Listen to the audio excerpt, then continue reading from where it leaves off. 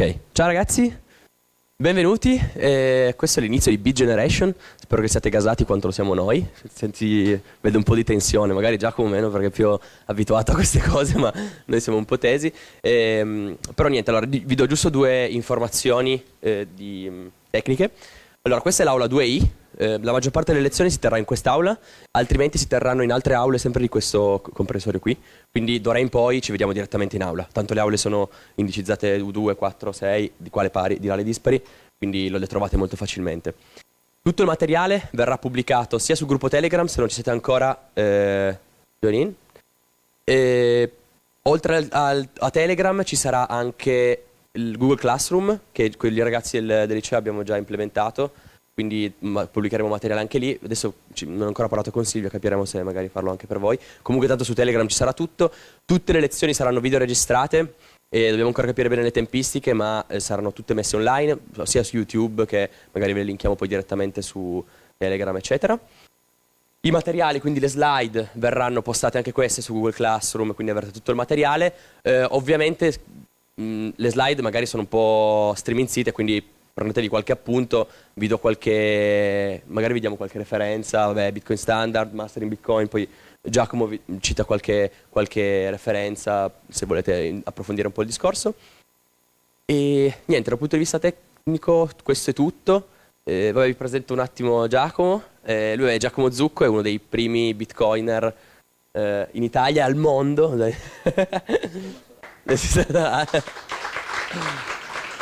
Vabbè, è molto umile, ma diciamo che per la community Bitcoin, soprattutto italiana, è stato fondamentale, nel senso che banalmente ha organizzato con una delle sue società una delle prime conferenze Bitcoin al mondo, che è appunto Scary Bitcoin, nella quale si sono date le fondamenta Lightning Network e tante cose, poi lui vi racconterà un po'. Adesso fa il consulente, il papà soprattutto, e quindi niente, poi lui si presenterà meglio. Questa è la prima lezione, ci saranno 10 lezioni, martedì e giovedì. Se avete problemi di orari o cose, comunicateceli, a parte il martedì grasso che casca il 21 febbraio, quindi quella la saltiamo, passiamo direttamente al giovedì. Faremo, come vi ho detto, 5 lezioni di teoria, 5 lezioni di pratica. Nelle lezioni di pratica avete tutti un PC? Chi non ha un PC? 1, 2, perfetto, ve li daremo a disposizione, quindi avremo aule con attacchi per la corrente, le prese, quindi poter caricare il PC, eccetera, eccetera. Questo è quanto, poi tanto di volta in volta faremo tutte le comunicazioni. Faccio un breve ringraziamento ai nostri sponsor e faccio venire magari un attimo Gabri che ci racconta un po' che cosa fa. Lui rappresenta Conio, che è un'azienda italiana, top del settore, si occupa di servizi Bitcoin based. E poi vabbè, sfrutto l'occasione per ringraziare anche Shift Crypto, che ci ha sponsorizzato con 6 hardware wallet che proverete voi con le vostre manine. E poi vabbè, il Politecnico di Torino, che ci ha permesso di essere qui, ha fondato il nostro team e ci ha dato a disposizione tutte le aule. E adesso lascio la parola a Gabriele. Grazie mille. Un applauso anche a Joe, che è uno dei membri che ha voluto questa iniziativa con così tanta volontà. Grazie a tutti. Per Conio è un'occasione unica. Conio rappresenta, come diceva appunto Joe, una delle principali realtà industriali che si occupa da anni nella ricerca e nello sviluppo di soluzioni e prodotti che sfruttino Bitcoin. Conio nasce nel 2015, è finanziata da Poste Italiane, Banca Generali e Banca Sella. Lo dico per farvi capire come il mondo della finanza tradizionale sta silenziosamente entrando in questo campo, in questa industria, ed è necessario formare talenti. Le iniziative come quella di oggi danno un'opportunità unica. Conio ha voluto finanziarla appena l'ha notata, proprio perché vanno sviluppate delle professionalità. Bitcoin è una cosa seria, questo è un momento di cambiamento incredibile. È un momento di discontinuità tra un mondo della finanza vetusto e uno nuovo, che sta nascendo ora e voi siete in prima linea per poter diventare dei professionisti con la P maiuscola. Ricordatevi che Bitcoin è un cambio di paradigma. Bitcoin richiede un bagno di umiltà che va a scardinare un sacco di credenze, che però vi mette sulla giusta strada per poter valutare tutto quello che poi è nato a immagine e somiglianza di Bitcoin, che però non è Bitcoin. Ragazzi, è un'opportunità unica per capire come la finanza e la tecnologia possono essere al servizio dell'uomo e non viceversa. Quindi non vi tolgo altro tempo, buon percorso e buon Beat Generation. Grazie. Grazie per le belle parole, Gabriele. E vabbè, sfrutto l'occasione per ringraziare anche Maurizio, del professore del liceo Alfieri, che anche soprattutto grazie a lui se questo è possibile.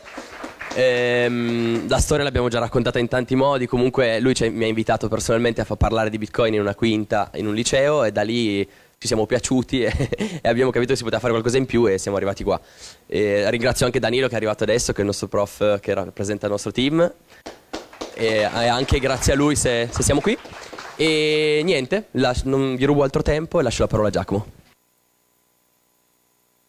Ciao a tutti e benvenuti. Mi si sente bene? No, vado di gelato, anche così posso fare il mic drop finale, se no. Una brevissima introduzione. Io sono laureato in fisica, quindi non so assolutamente nulla di finanza e di tecnologia, quindi sono la persona più adatta a parlarvi di finanza, tecnologia e storia della moneta.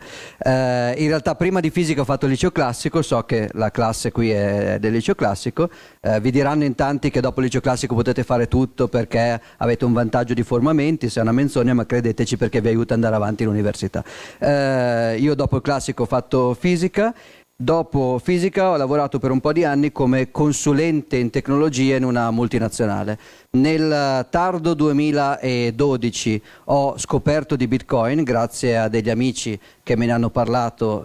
Non sono assolutamente tra i primi bitcoiner italiani in realtà, già all'epoca c'erano persone di classe 2010, quindi persone che ne sapevano già più di me, ma sono stato tra i primi a essere totalmente conquistato da questa idea. Sono andato ossessivamente in paranoia su Bitcoin, non riuscivo più a fare altro, a lavorare o a parlare d'altro con amici e parenti che ovviamente apprezzavano, come potete immaginare, e quindi ho dovuto lasciare il mio lavoro di consulente, licenziarmi nel 2013 per cominciare a fare startup Bitcoin. Alcune sono andate bene e sono poi state acquisite da altre società più grandi, alcune sono fallite miseramente, insegnandomi la maggior parte in realtà, però sono sempre, come dire, sono sempre bei ricordi.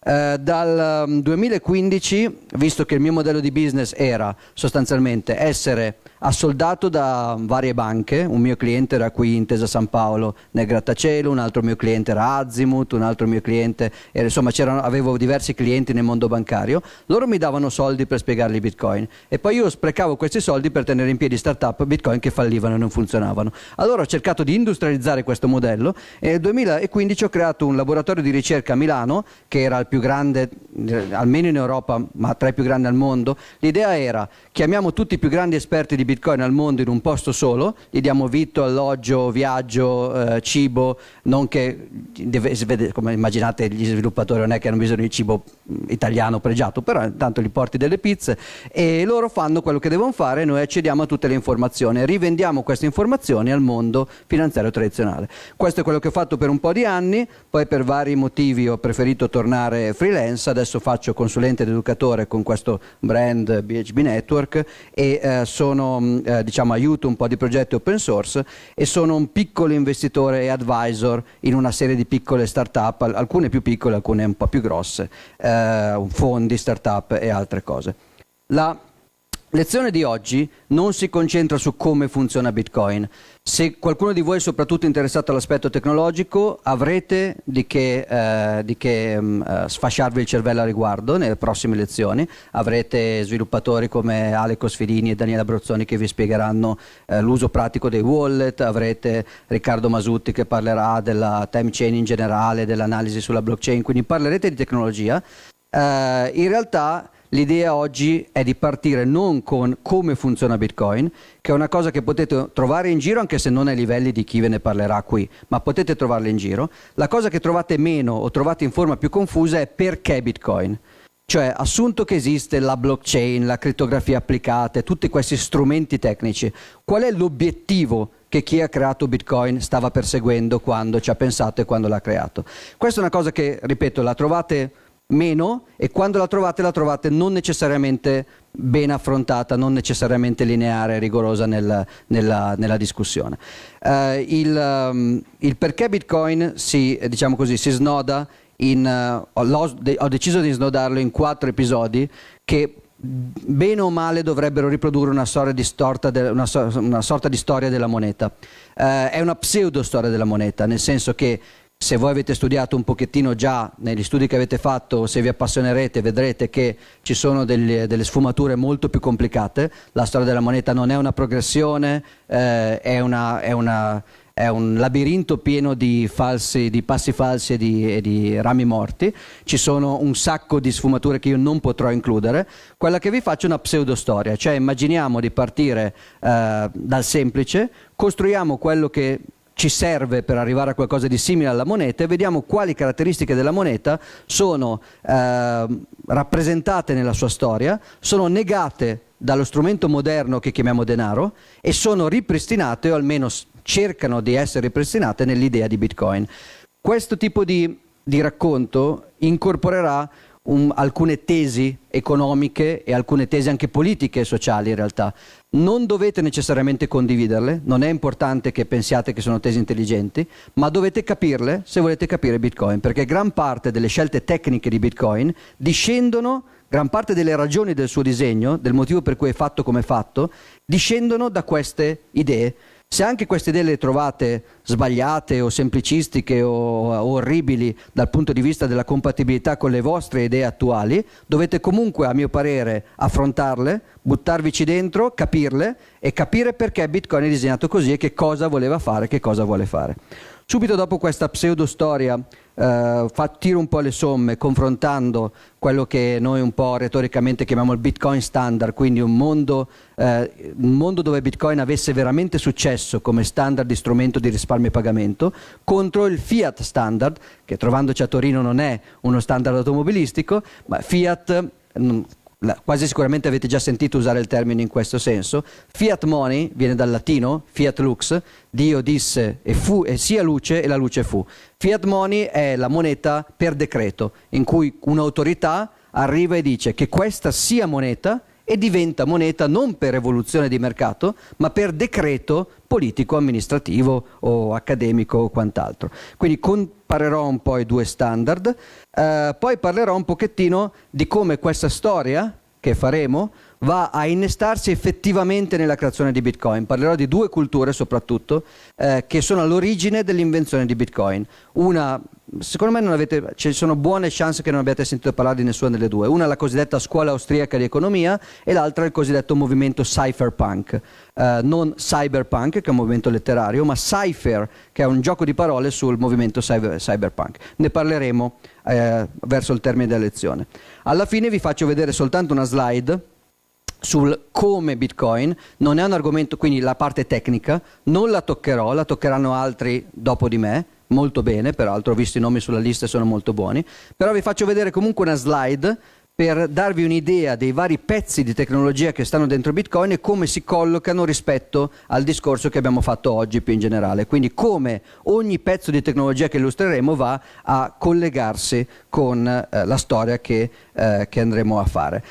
Userò queste slide, sono le stesse che vi verranno consegnate, ribrandizzate ma molto povere, ma durante il talk chiuderò le slide un momento e farò anche altre due cose. Una, mi perdonerete per la mancanza di grazia stilistica, ma tanto siete del classico non dell'artistico, quindi potete tollerarlo, scarabocchierò su una lavagna per farvi un po' di schemini, un po' di cose, e l'altra vi mostrerò un po' di fonti alternative che vi invito a leggere. Le slide sono in inglese ma parlerò in italiano, assumo che riusciate tutti a leggere il testo inglese a un buon livello, perché quasi tutti i riferimenti che vi darò hanno delle traduzioni ma sono state fatte in inglese. Anzi, comincio subito da quello. Vi consiglio di leggere subito, tanto qui è un browser, quindi vi consiglio di leggere anzitutto un libro che si chiama Bitcoin Standard di Saifedean Ammous. È un libro in inglese, esiste anche la versione in italiano, non è facilissimo comprarla, si chiama Il Bitcoin Standard in italiano, ha una bella prefazione, scritta molto bene, scritta io. Invece questo è un libro, lo trovate anche piratato, l'autore è d'accordo che lo leggiate anche piratato, se poi vi piace magari compratelo anche. Poi un'altra cosa che vi consiglio di leggere è un saggio di un personaggio che nomineremo un pochettino, è un ricercatore che si chiama Nick Szabo, e il saggio si chiama Shelling Out. Vediamo se Start Page lo trova, ma penso proprio di sì. Eccolo qui. Se cercate Shelling Out, le origini della moneta, a differenza della mia lezione, questa è una versione se volete uscire un po' dalla pseudostoria che vi farò, semplificata al massimo, e addentrarvi un po' più nella storia effettiva della moneta, che parte dai beni collezionabili e si evolve dai beni collezionabili fino a diventare quello che è diventato. È molto interessante. C'è un altro articolo che vi consiglio,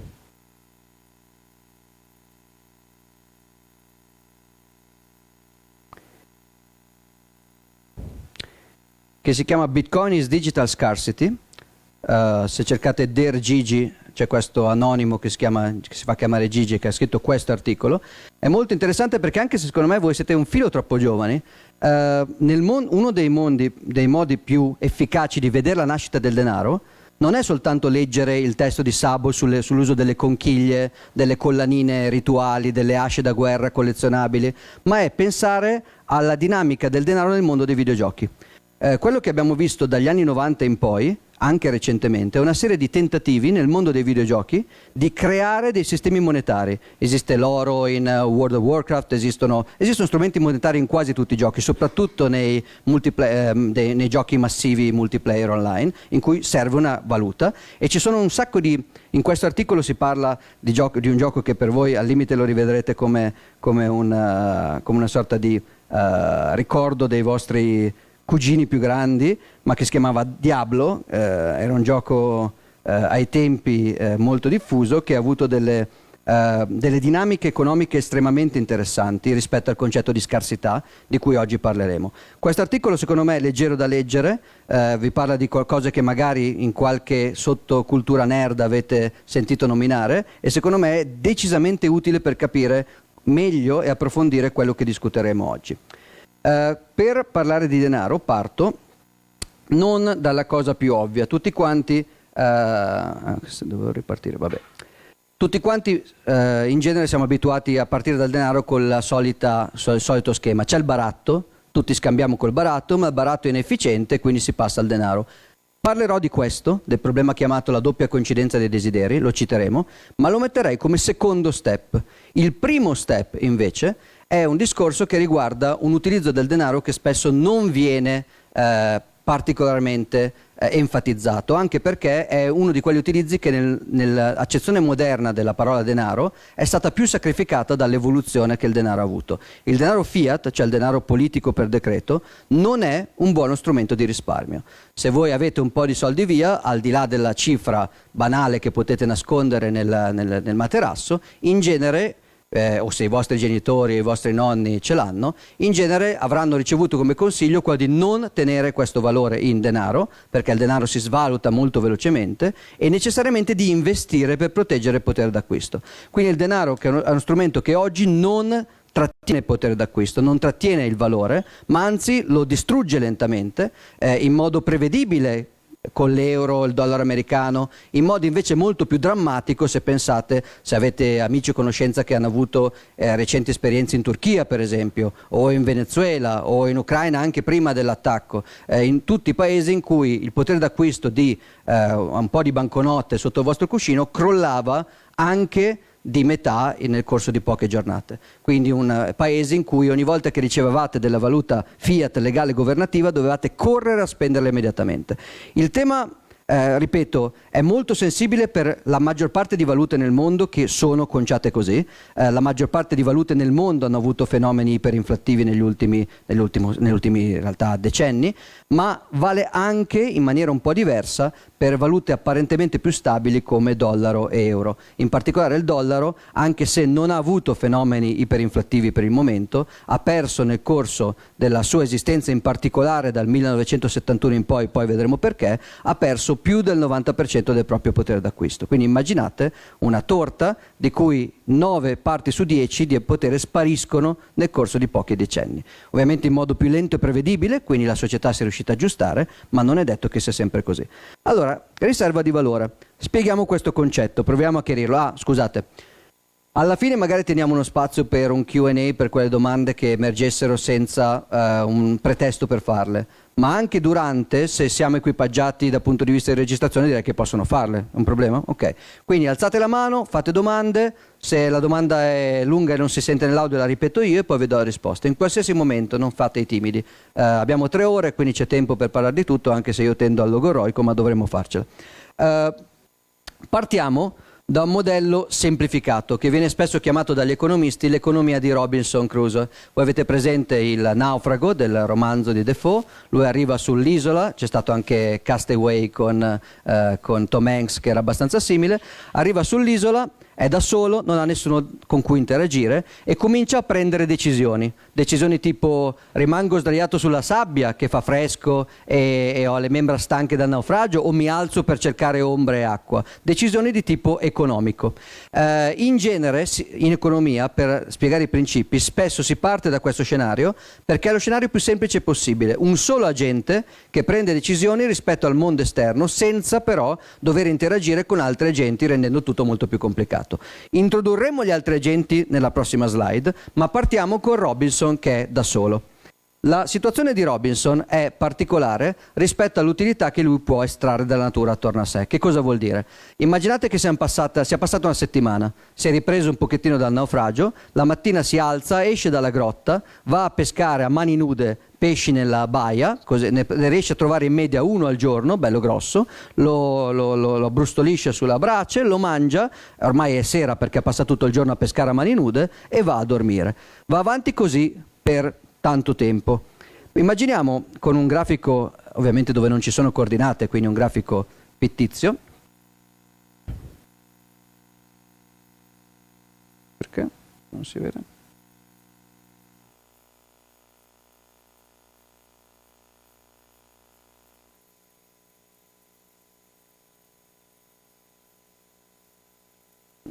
Non parte questo. Proviamo a farlo da qui.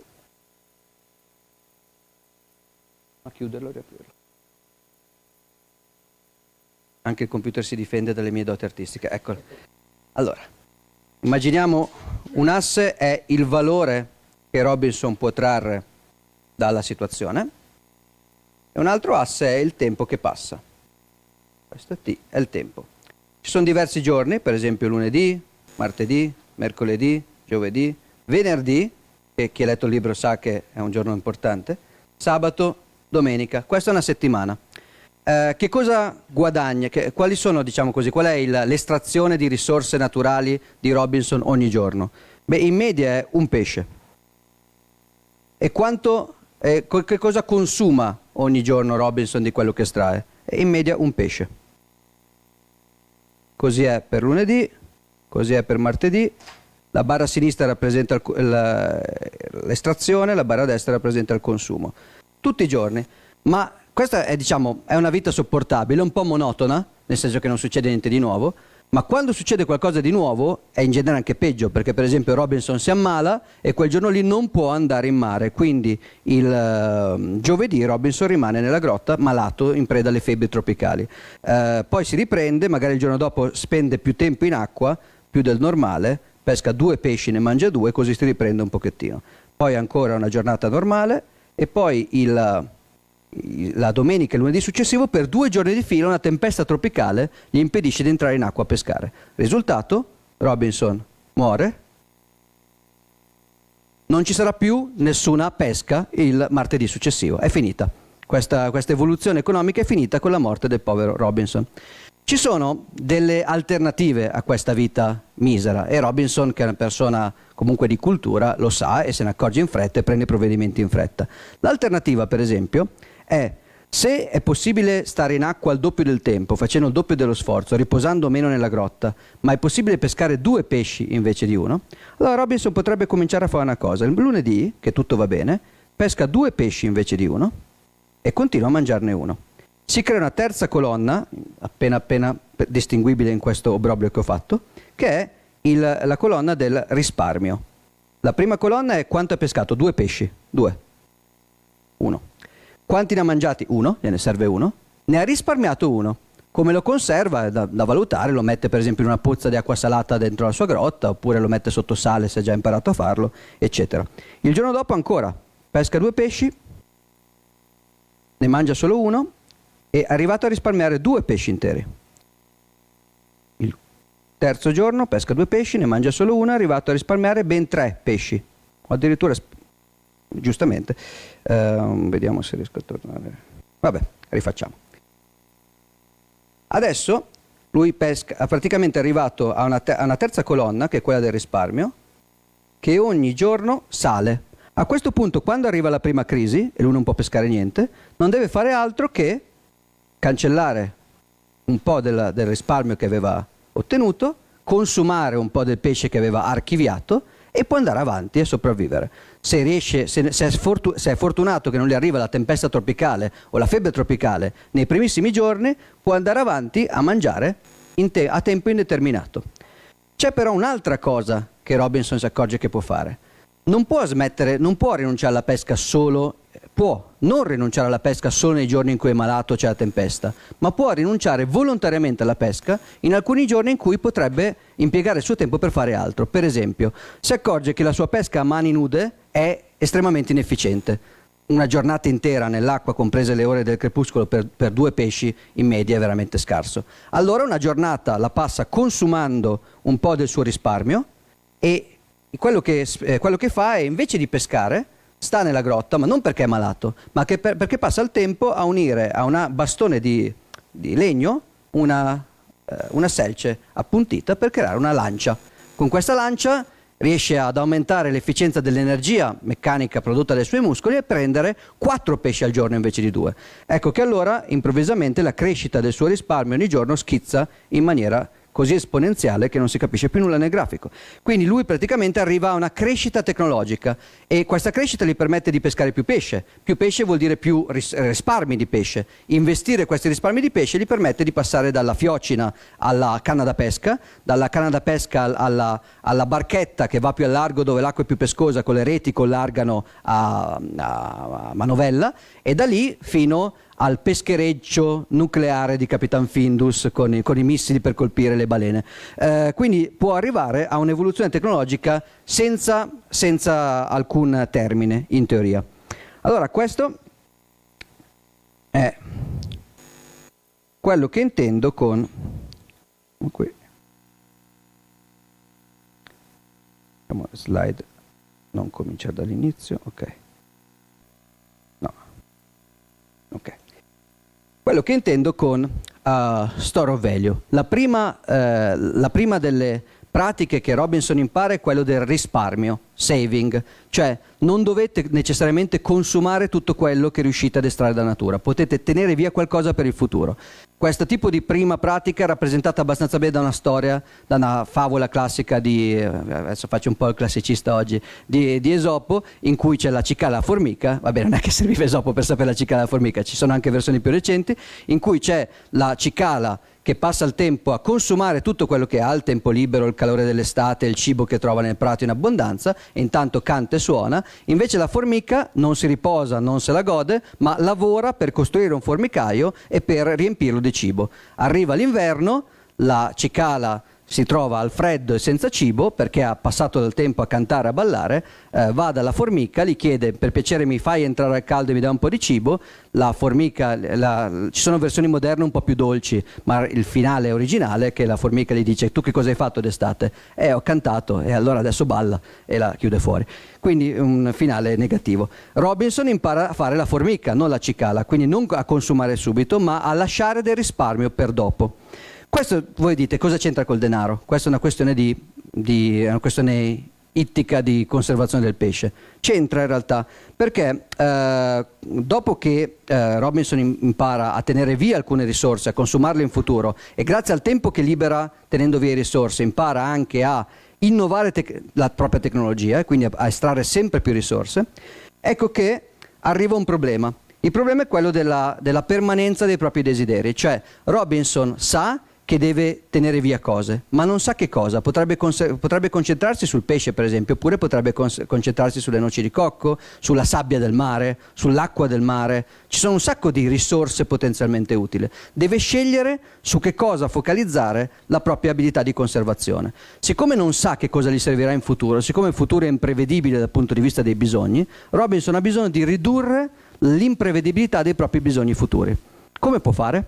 Un metodo sarebbe quello di diversificare, cioè risparmi un po' di tutto, tieni via un po' di ogni oggetto che ti serve durante la giornata. Il problema di questa strategia è che non diventerai bravo a conservare nulla, disperderai il tuo talento di conservatore in un sacco di cose diverse. Conservare pesce è molto diverso da conservare, per esempio, acqua di mare, ci sono tecniche molto diverse.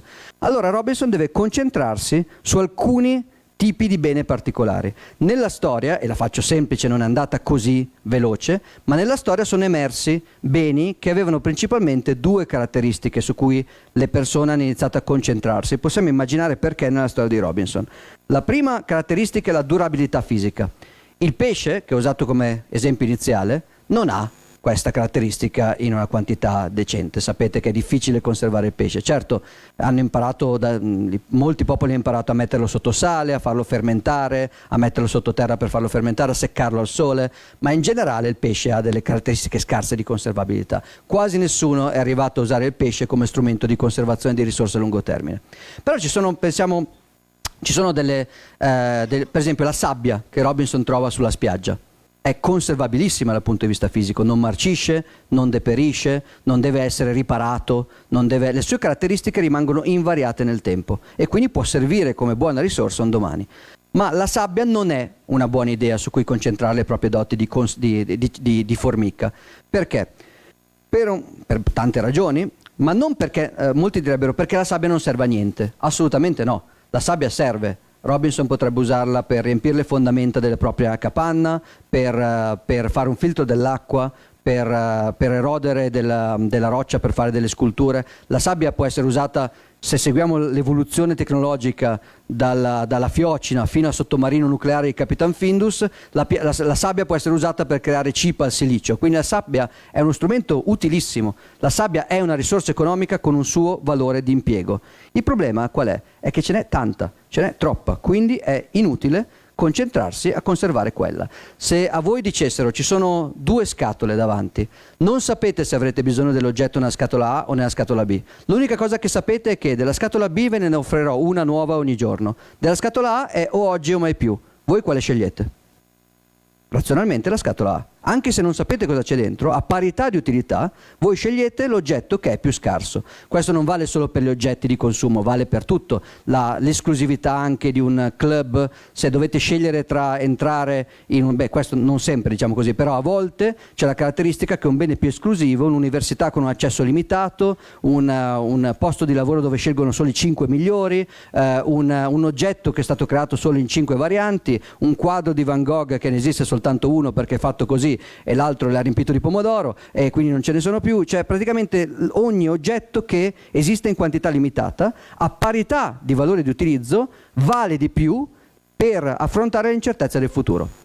Perché? Perché non so cosa mi servirà domani, ma so che se mi servirà sabbia per riempire delle fondamenta o per qualsiasi altra utilità, Robinson dovrà solo recarsi in spiaggia e tirarne su un pochettino. Non esiste un limite alla offerta di sabbia e quindi qualunque domanda futura di sabbia sarà soddisfatta molto facilmente.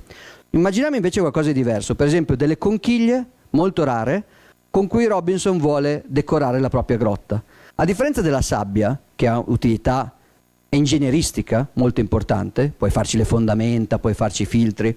Questo è un vezzo estetico, se volete, deve solo fare il decoratore, tra l'altro è da solo, non può neanche farla vedere a nessuno, non ha una domanda estremamente urgente, non è questo un invito di morte, ma la questione è che di queste conchiglie rare, su tutta l'isola, ce ne sono soltanto 21 in numero scelto a caso, poi vedremo un po' di easter egg, ce ne sono solo 21, quindi quello che sa Robinson è che qualunque cosa faccia, qualunque sia la sua domanda per queste conchiglie, non potrà mai crescere l'offerta a seconda del suo desiderio futuro. È un bene scarso.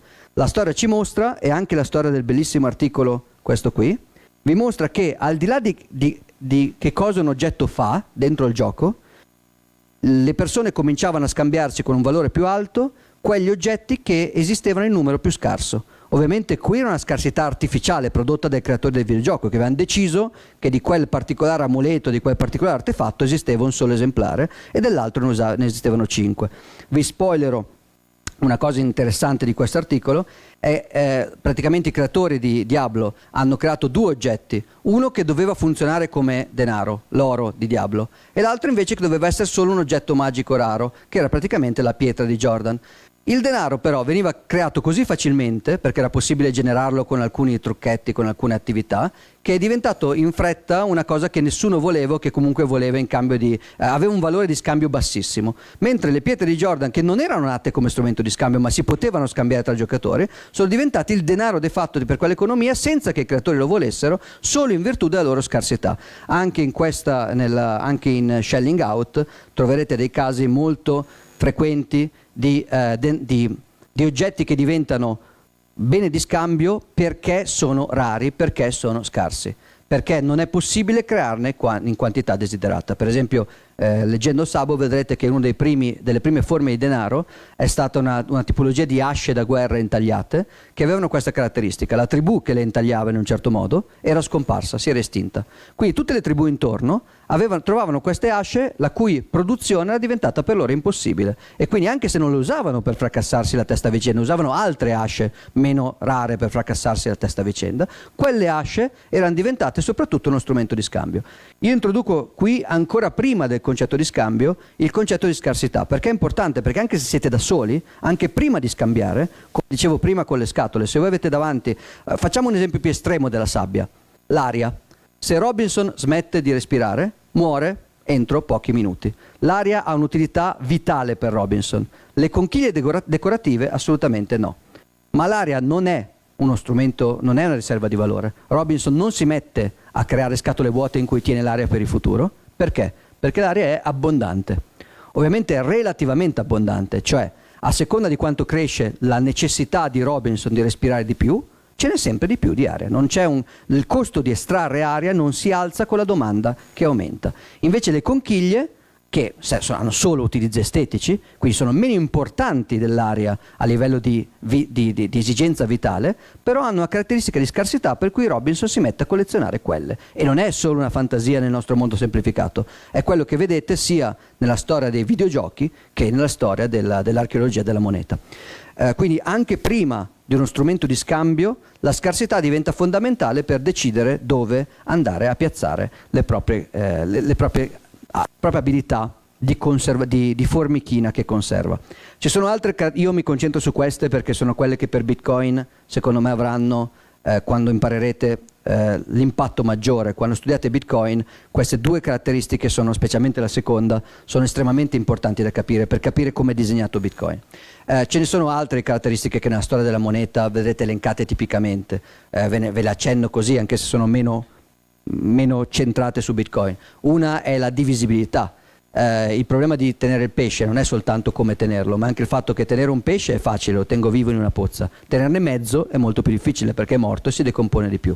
Quindi il pesce non è divisibile facilmente. Molte società hanno usato il bestiame come come strumento monetario, pecunia viene da pecora, erano quantità di pecore che ci scambiavano sostanzialmente, hanno un problema di visibilità.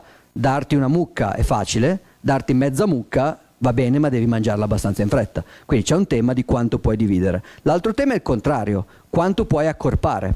Se io devo trasportare la ricchezza di una famiglia medievale nobile da un regno all'altro, io posso mettere tutta la loro ricchezza probabilmente in una famiglia media, in un cesto d'oro, che da solo riuscirà a ricomprare quasi tutti i beni e servizi che quella famiglia aveva prima. Invece se io devo fare la stessa cosa in argento, a causa della maggiore quantità di argento disponibile nel mercato, e quindi vale meno per unità di volume, per unità di peso, allora quanto serve per portare un valore equivalente alla ricchezza di questa famiglia? Bastava una scatola di oro e servono invece 7 carrozze di argento. Però sono due temi che vanno... non è che è sempre meglio avere compattezza. Per esempio, se dovete pagare una pizza in oro è molto difficile, dovete dare un granello d'oro che non è neanche facile da passare di mano. Invece con l'argento magari in Svizzera ve la cavate, perché hanno una densità di valore un po' inferiore. Quindi Robinson è da solo.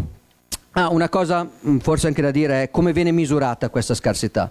viene misurata spesso con una metrica che si chiama stock to flow, quindi quanto ce n'è, lo stock, quanta roba c'è nel mercato, tipo quanta sabbia ha Robinson, rispetto a flow, quanta ne può produrre in un'unità di tempo, per esempio in un giorno o in un anno.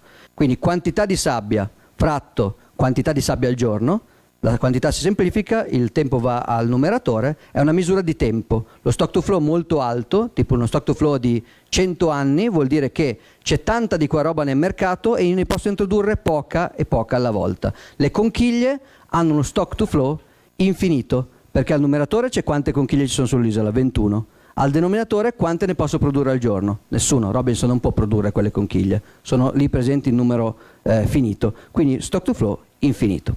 Ci sono mille discussioni da fare, ma se avete domande nel caso chiariamo qualche passaggio, ma non mi addentro troppo nei dettagli. Passiamo al secondo step che molti in realtà usano per primo, ma secondo me è più importante, specie quando guardiamo a Bitcoin, capire prima il tema del risparmio e della scarsità e della previsione del futuro. È assolutamente simmetrico ed è il concetto di in questo caso di interazione tra diversi individui. Robinson combatte la tribù di cannibali, libera un cannibale anche lui, però un cannibale buono, perché non mangia Robinson, mangia solo altri, e gli dà un nome, lo chiama Venerdì e diventa suo amico.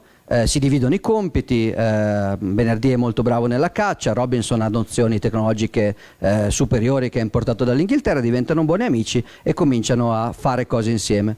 La cosa interessante è che già in questa prima immagine si vede quella che il sociologo Oppenheimer ha chiamato mezzi economici contro mezzi politici.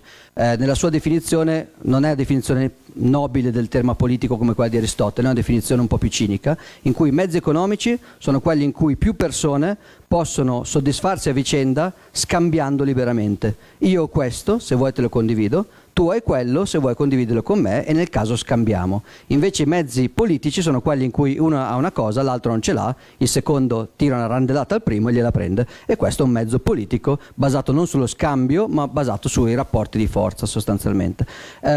Nella scena di Robinson avete già visto entrambi i tipi di modelli di interazione. C'è il modello politico dei cannibali, volevano la carne di Robinson, Robinson non era particolarmente d'accordo, la voleva anche lui, e di conseguenza hanno tentato di prenderla a mazzate e hanno perso.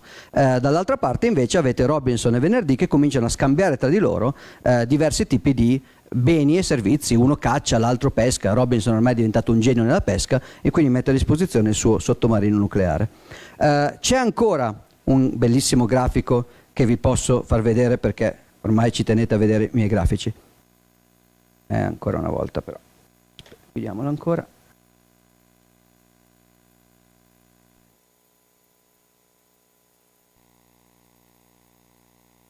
Immaginiamo sempre qui tipo la quantità di pesce pescato. La cosa interessante è che se qui invece del tempo ci mettiamo le persone che sono presenti sull'isola, all'inizio c'è Robinson. Robinson ormai è bravissimo e pesca 100 pesci al giorno col suo sottomarino. Poi c'è Venerdì, poverino, pesca ancora con la lancia, pesca 4 pesci. Poi arrivano anche lunedì, sabato, domenica, arrivano altri indigeni che Robinson con poca fantasia chiama tutti così. La cosa interessante è che anche qui abbiamo una situazione interessante, così come nel primo grafico di Robinson, al crescere del tempo non aumentava la soddisfazione di Robinson, lui aveva sempre la stessa cosa, pesca un pesce e mangia un pesce, pesca un pesce e mangia un pesce. Qui al crescere di quantità di persone, anche se sono più persone, non cresce il valore economico di ciascuno. Robinson pescherà sempre sui 100 pesci, Venerdì i suoi 4 e il povero Giovedì, che è questo qui, ne pesca sempre uno. Di cui magari c'è anche qualcuno che si ammala gravemente, viene mangiato da uno squalo, gli mangia un braccio e pesca 0. Quindi questo qui, tempo 2 giorni ed è morto. Quindi il ritorno economico globale del gruppo, se io sommo l'utilità, quindi sommo i pesci di tutti quanti, vediamo che e poi divido per il numero di persone, all'aumentare delle persone non aumenta la produttività del gruppo. Allora, così come Robinson da solo ha scoperto il risparmio, che è l'attività per cui io non consumo tutto subito, ma metto qualcosa via per dopo, per il me stesso del futuro, allo stesso modo questi personaggi possono scoprire l'utilità della condivisione. io non mangio tutto io, non solo metto via qualcosa per il futuro, ma inoltre do anche qualcosa agli altri. Per esempio Robinson, che ha 100 pesci, si mette a darne un po' al povero Domenica, alla povera Domenica, che era morta perché aveva il braccio mangiato dallo squalo. Il vantaggio in questo momento sembra, in questa slide, sembra di puro altruismo. E in effetti nella storia economica esempi di scambio e di condivisione per puro altruismo esistono. Non scalano in genere, oltre ai nuclei familiari o tribali, ma la famiglia è un esempio classico. Da una parte avete un genitore adulto che ha capacità di estrarre risorse dalla natura, dall'altra un esserino che sostanzialmente produce solo cacca e mangia tanto. E comunque, nonostante questo, negli esseri umani è cablata una dinamica per cui l'esserino viene tenuto in vita interamente, quindi potremmo immaginare questo qui come un piccolo cucciolo e questo qui invece come un adulto che gli dà da mangiare. Quindi esistono queste dinamiche gratuite, ma non scalano mai oltre gruppi piuttosto piccoli, omogenei, con un alto tasso di fiducia. Allora si crea il tema di scambiare, cioè immaginate che questa slide io la rifaccia 20 volte. Per carità di Dio non fatemela rifare 20 volte visto il talento. Se la immaginate 20 volte su beni diversi, potete magari immaginare slide in cui la colonna alta si sposta da un membro all'altro della tribù a seconda delle sue caratteristiche. Per esempio Robinson è diventato un pescatore eccellente, ma se rifacciamo questa slide non sul pesce ma sul numero di cinghiali, vedete che Robinson non è capace di, ha paura dei cinghiali, invece venerdì è un cacciatore di cinghiali di quelli che mollami, e invece giovedì, che non era granché sulla pesca, è uno scavatore di pozzi come pochi altri. Mercoledì costruisce palafitte veramente eccellenti e non lo so, l'altro cucina, ci sono vari talenti. Questo non è una sola, non è un solo grafico, sono tanti grafici in cui in ogni cosa, in ogni tipo di servizio qualcuno si può specializzare. Che cosa succede di interessante? È che l'utilità di questo gruppo, se si crea la dinamica dello scambio, cresce con l'aggiunta di nuove persone. Due persone, Robinson e venerdì da soli, possono aumentare venerdì il numero di pesce che mangia e Robinson il numero di cinghiali che mangia, ma se aggiungiamo anche tutti gli altri, tutti cominceranno ad avere acqua di quantità e tipologia migliore, palafitte molto migliori e così via. Quindi assumendo che queste persone vadano d'accordo tra di loro, quindi due assunzioni: uno, che vadano d'accordo e non si rubino a vicenda; due, l'altra assunzione è che siano specializzate. La divisione del lavoro diventa uno dei cardini della civiltà umana.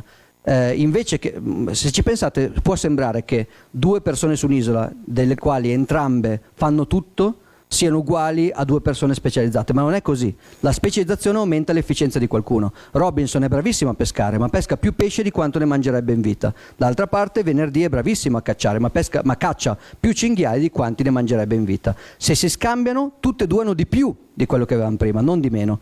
Questo è uno dei misteri dell'economia che molti che non l'hanno un po' studiata non capiscono. Lo scambio non è alla pari, non è che io ho €1 in mano, vado dall'edicolante, gli compro il giornale e adesso io ho quello che avevo prima perché il giornale vale €1. No, per me il giornale valeva di più dell'euro, altrimenti non l'avrei comprato, e per l'edicolante l'euro valeva di più del giornale, anche perché lui di giornali ne ha tanti, quindi c'è anche un tema di scarsità. Quindi tutti e due gli elementi di uno scambio guadagnano dallo scambio, altrimenti lo scambio non avverrebbe. Non sempre così con i mezzi politici, perché con i mezzi politici a volte se il cannibale va da Robinson, gli tira una randata in testa e lo mangia, uno dei due ha guadagnato utilità, che è il cannibale, uno dei due no. Quindi i mezzi politici a volte hanno un vincitore e un vinto, ma gli scambi volontari sono necessariamente vantaggiosi per entrambi, se no non avverrebbero volontariamente. Si possono trovare dei casi un pochettino più sottili, per esempio casi in cui al momento sembra conveniente per entrambi, ma alla lunga uno dei due se ne pentirà. Il pusher e l'addicted, l'eroinomane, fanno uno scambio alla pari e sono contenti entrambi. Dopo l'overdose l'eroinomane sarà meno contento, e magari il pusher lo sapeva, quindi si potrebbe creare una simmetria informativa e varie altre questioni, ma di base lo scambio avviene solo se entrambi vogliono che avvenga, altrimenti può avvenire soltanto il rapporto di forza. Questa è una cosa interessante che ci porta alla ricreazione, diciamo, della stessa della stessa slide, e vedete, ho fatto tutto in modo simmetrico, così è anche facile da ricordare. Al posto del saving, quello che imparano a fare è lo sharing, è la condivisione. Questa condivisione ha senso soprattutto quando ognuno si specializza e permette a tutti quanti di diventare sempre più bravi a fornire il proprio servizio, ma anche questa condivisione ha un problema. Così come c'è un problema di permanenza dei desideri, c'è un problema che si chiama coincidenza dei desideri, ovvero non sempre io ho quello che serve all'altro. Per esempio, Robinson ha un sacco di pesce, ha sete, incontra venerdì, gli dice vuoi un po' di pesce e mi dai dell'acqua, e venerdì dice io ho cinghiali, ma non gli servono cinghiali a Robinson, ha sete. Quello che deve fare è trovare lunedì, che è lo scavatore di pozzi, credo, non mi ricordo bene, però lunedì non ha voglia in questo momento di pesce, ha voglia di cinghiali. Allora bisogna arrangiare uno scambio a rotazione, che è abbastanza complicato da fare. Immaginate quando gli elementi sono di più. Qui introduco una cosa che è importante sia in senso buono che in senso cattivo. Vediamo se si apre. Non si apre. Che si chiama legge delle reti o legge di Metcalfe, che funziona più o meno così. Ci sono due omini, Robinson e venerdì. Quindi numero di omini 2. Quante connessioni ci sono? Quante interazioni possibili ci sono tra questi due omini? Una sola, bravissimi. Questa qui. Adesso ci sono 3 omini, quindi una. Adesso ci sono 3 omini. Quante interazioni? 3, bravissimi. 1, 2, 3. 4 omini. Qui cominciano le cose strane. 4. Quante interazioni? 4? No. 6. Pentagono con dentro il pentacolino. 5 contro 10. In generale, se fate una bella... Questo è un poligono regolare con tantissimi lati. Sono tantissime. In generale, se questo è il numero di nodi che si connettono, il numero di connessioni tra di loro cresce più o meno come, circa, un po' meno, ma come n alla seconda. Quindi cresce tanto. Vuol dire che il numero di scambi possibili tra 2 persone è 1, tra 3 persone sono 3, tra 4 sono 6 e cresce sempre di più. Questo vuol dire che quando questo contraddice purtroppo il vantaggio di cui parlavo prima. Prima dicevo che nel grafico più scambiatori ci sono, specializzati, più tutti diventeranno ricchi. Più cinghiale per tutti, più pesce per tutti, più acqua per tutti. Sì e no, perché più persone che ci sono, più diventa un macello scambiare. Scambiare diventa inefficiente perché tutti devono trovare esattamente la controparte con cui devono scambiare. Nelle società molto piccole, nei gruppi piccoli, questo viene risolto con l'invenzione del credito, cioè ti devo un favore. Di nuovo, in una famiglia in genere ci sono parti della famiglia che prendono e basta, in genere i più giovani e i più vecchi. Ci sono parti della famiglia che danno e ricevono, ma non si sta a misurare esattamente quanto con sistema di scambi. Si fa uno scambio di favori. Lo scambio di favori può arrivare anche a livello della tribù, del gruppo politico, può arrivare a gruppi di centinaia di persone, ma dopo un po' non scala, perché primo non mi fido più di chi sei tu e del fatto che mi darai il favore. Secondo, il tipo di favore è molto diverso. Se siamo anche all'interno di un cartello messicano, lo scambio di favore di far fuori un concorrente del cartello o lo scambio di favore di lasciarti il posto a sedere al teatro sono un po' differenti tra di loro, non sono estremamente fungibili. Quindi c'è un tema proprio di scalabilità. Lo scambio di favore non scala. La cosa interessante è che di fronte a questa legge chiamata legge delle reti decentralizzate, la vedremo, questa legge è interessante perché da un lato descrive la frizione, cioè la difficoltà di riuscire a trovare lo scambiatore, che cresce al quadrato del numero dei nodi, ma dall'altro descrive anche il valore della rete. Il valore della rete può crescere anche col numero di connessioni, quindi una rete che cresce molto di più, ha un valore che cresce molto di più del numero di nodi. Ma qui sta crescendo un disvalore, cioè la frizione dello scambio. Il baratto, perché si dice che non esiste nella storiella, immaginiamo che prima la civiltà passi dal baratto e poi scopra il denaro. In realtà non troviamo mai una civiltà che ha usato il baratto a scala. Perché? Per il semplice fatto che se usate il baratto non potete creare una civiltà. Non c'è abbastanza... non c'è un sufficiente strumento per creare una civilizzazione, anche con lo scambio di favori. Potete al massimo creare una tribù, non una civiltà. Qual è la legge invece la legge delle reti centralizzate? La legge delle reti centralizzate dice che ci deve essere sempre qualcuno al centro, quindi qui ci sono Robinson e venerdì, ma in mezzo c'è lunedì e loro scambiano tutte e due con lui.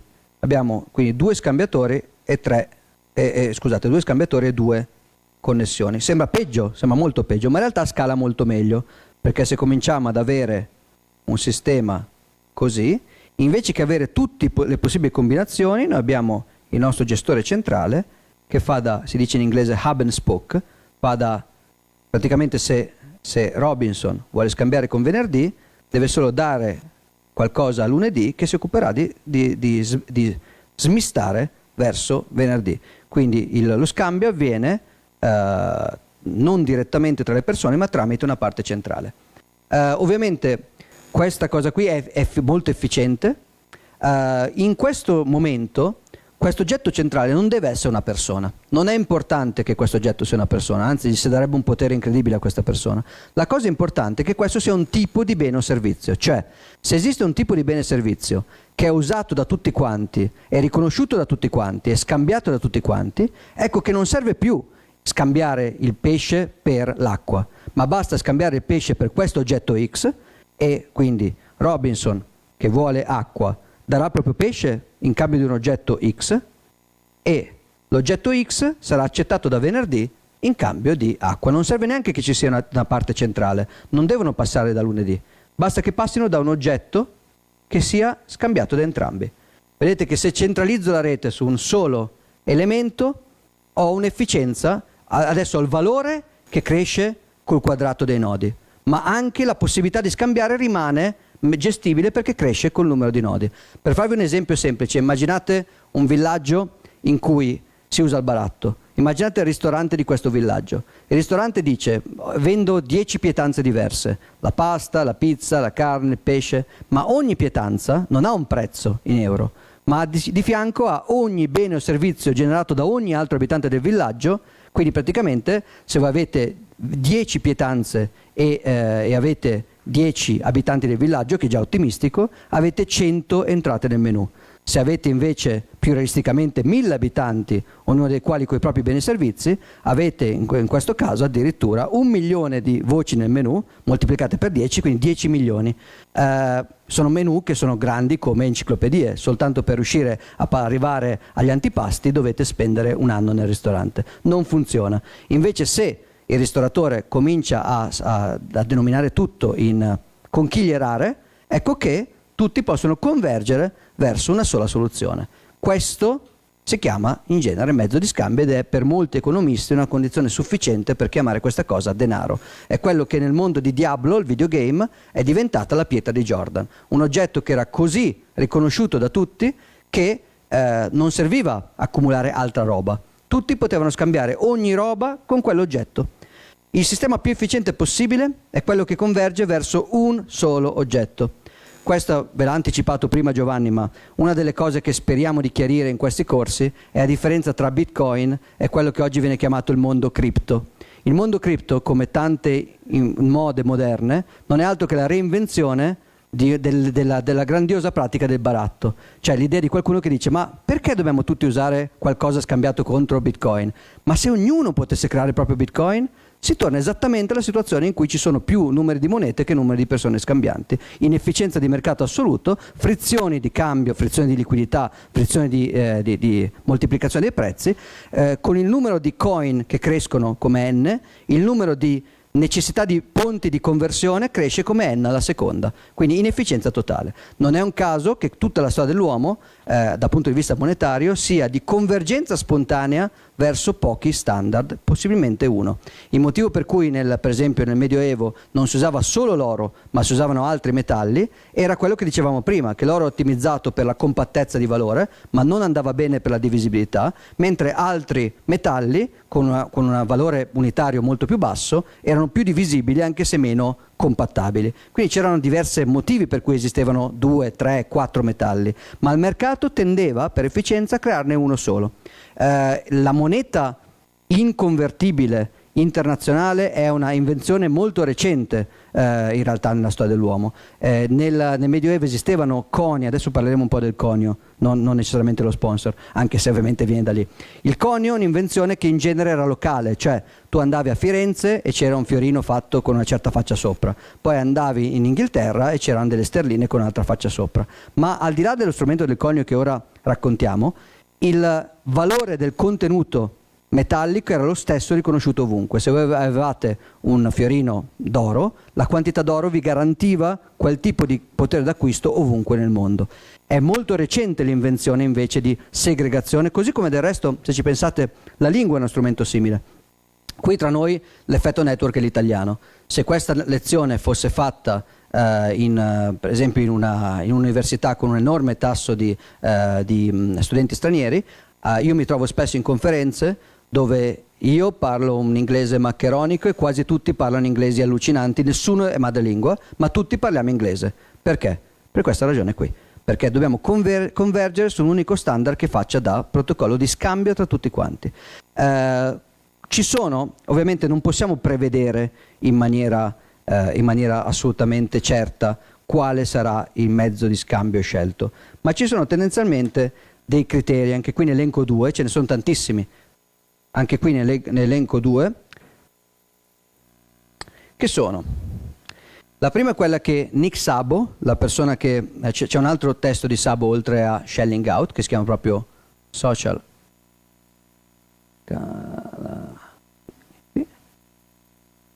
Lo trovate, potete leggerlo, è un po', non ha uno stile, diciamo che il testo di Gigi ha uno stile anche molto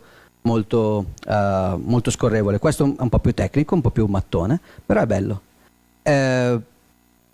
L'idea di scalabilità sociale, cioè così come per avere uno strumento di risparmio, una riserva di valore, dovevo scegliere quei beni che resistono di più all'usura del tempo, un bene che non marcisce, non si decompone, non si rompe, non si rompono gli ingranaggi, quindi un bene stabile nel tempo. Allo stesso modo, per scambiare devo avere un bene che, se adottato da sempre più persone, non diventa peggio, sostanzialmente, un bene scalabile socialmente, cioè che all'aumentare di utenti non diventa peggio. Vedremo che in realtà Bitcoin ha dei problemi di scalabilità tecnica. Vi anticipo una cosa che vi spiegheranno nelle prossime lezioni. Bitcoin, per come è stato inventato nel 2008, non scala bene, nel senso che più utenti lo usano, peggio funziona, almeno al suo livello base. Per questo motivo sono state inventate in Bitcoin degli altri pezzi sopra, che si chiamano ad esempio Lightning Network, per farlo scalare. Ma la sua scalabilità non tecnica ma sociale è eccellente, nel senso che Bitcoin più persone lo usano, più è conveniente per ciascuno usarlo. Il concetto di scalabilità è quindi quello per cui non c'è un limite, non c'è un vincolo all'adozione di questa moneta. Per aderire tutti quanti a uno standard unico, in genere uno dei criteri di scalabilità sociale è il criterio di neutralità. Cioè, a meno che non ci sia un rapporto di forze molto chiaro, quindi un dominatore che impone il proprio standard agli altri, allora la cosa più normale è che si usi uno standard che non è legato ad alcun individuo specifico, perché altrimenti quell'individuo acquisisce troppo prestigio. Siamo nell'isola e lo standard di scambio diventa l'acqua dolce. Questo rende Lunedì, lo scavatore di pozzi, in una posizione privilegiata, perché lui può creare quanto ne vuole dello standard che viene usato come moneta di scambio. Questo chiaramente crea una sproporzione di valore tra lui e gli altri, una sproporzione di potere. Allora spesso si converge verso quei beni che nessuno degli agenti economici può toccare in maniera unfair, in maniera sproporzionata rispetto agli altri. Collegato al concetto di scalabilità sociale c'è anche il concetto di privacy o segretezza. Nel mondo, nella storia della moneta, fino a tempi molto recenti, quasi tutti i beni che sono stati usati come oggetto di scambio tendevano a non avere un forte collegamento con la persona che lo aveva portato prima. Se voi immaginate di essere un edicolante, ho sempre questo, tra l'altro un business che sia quasi sparito, però ho in mente questo esempio. Voi avete ogni giorno centinaia di persone che arrivano, vi lasciano in mano una monetina, €1, e si prendono il giornale.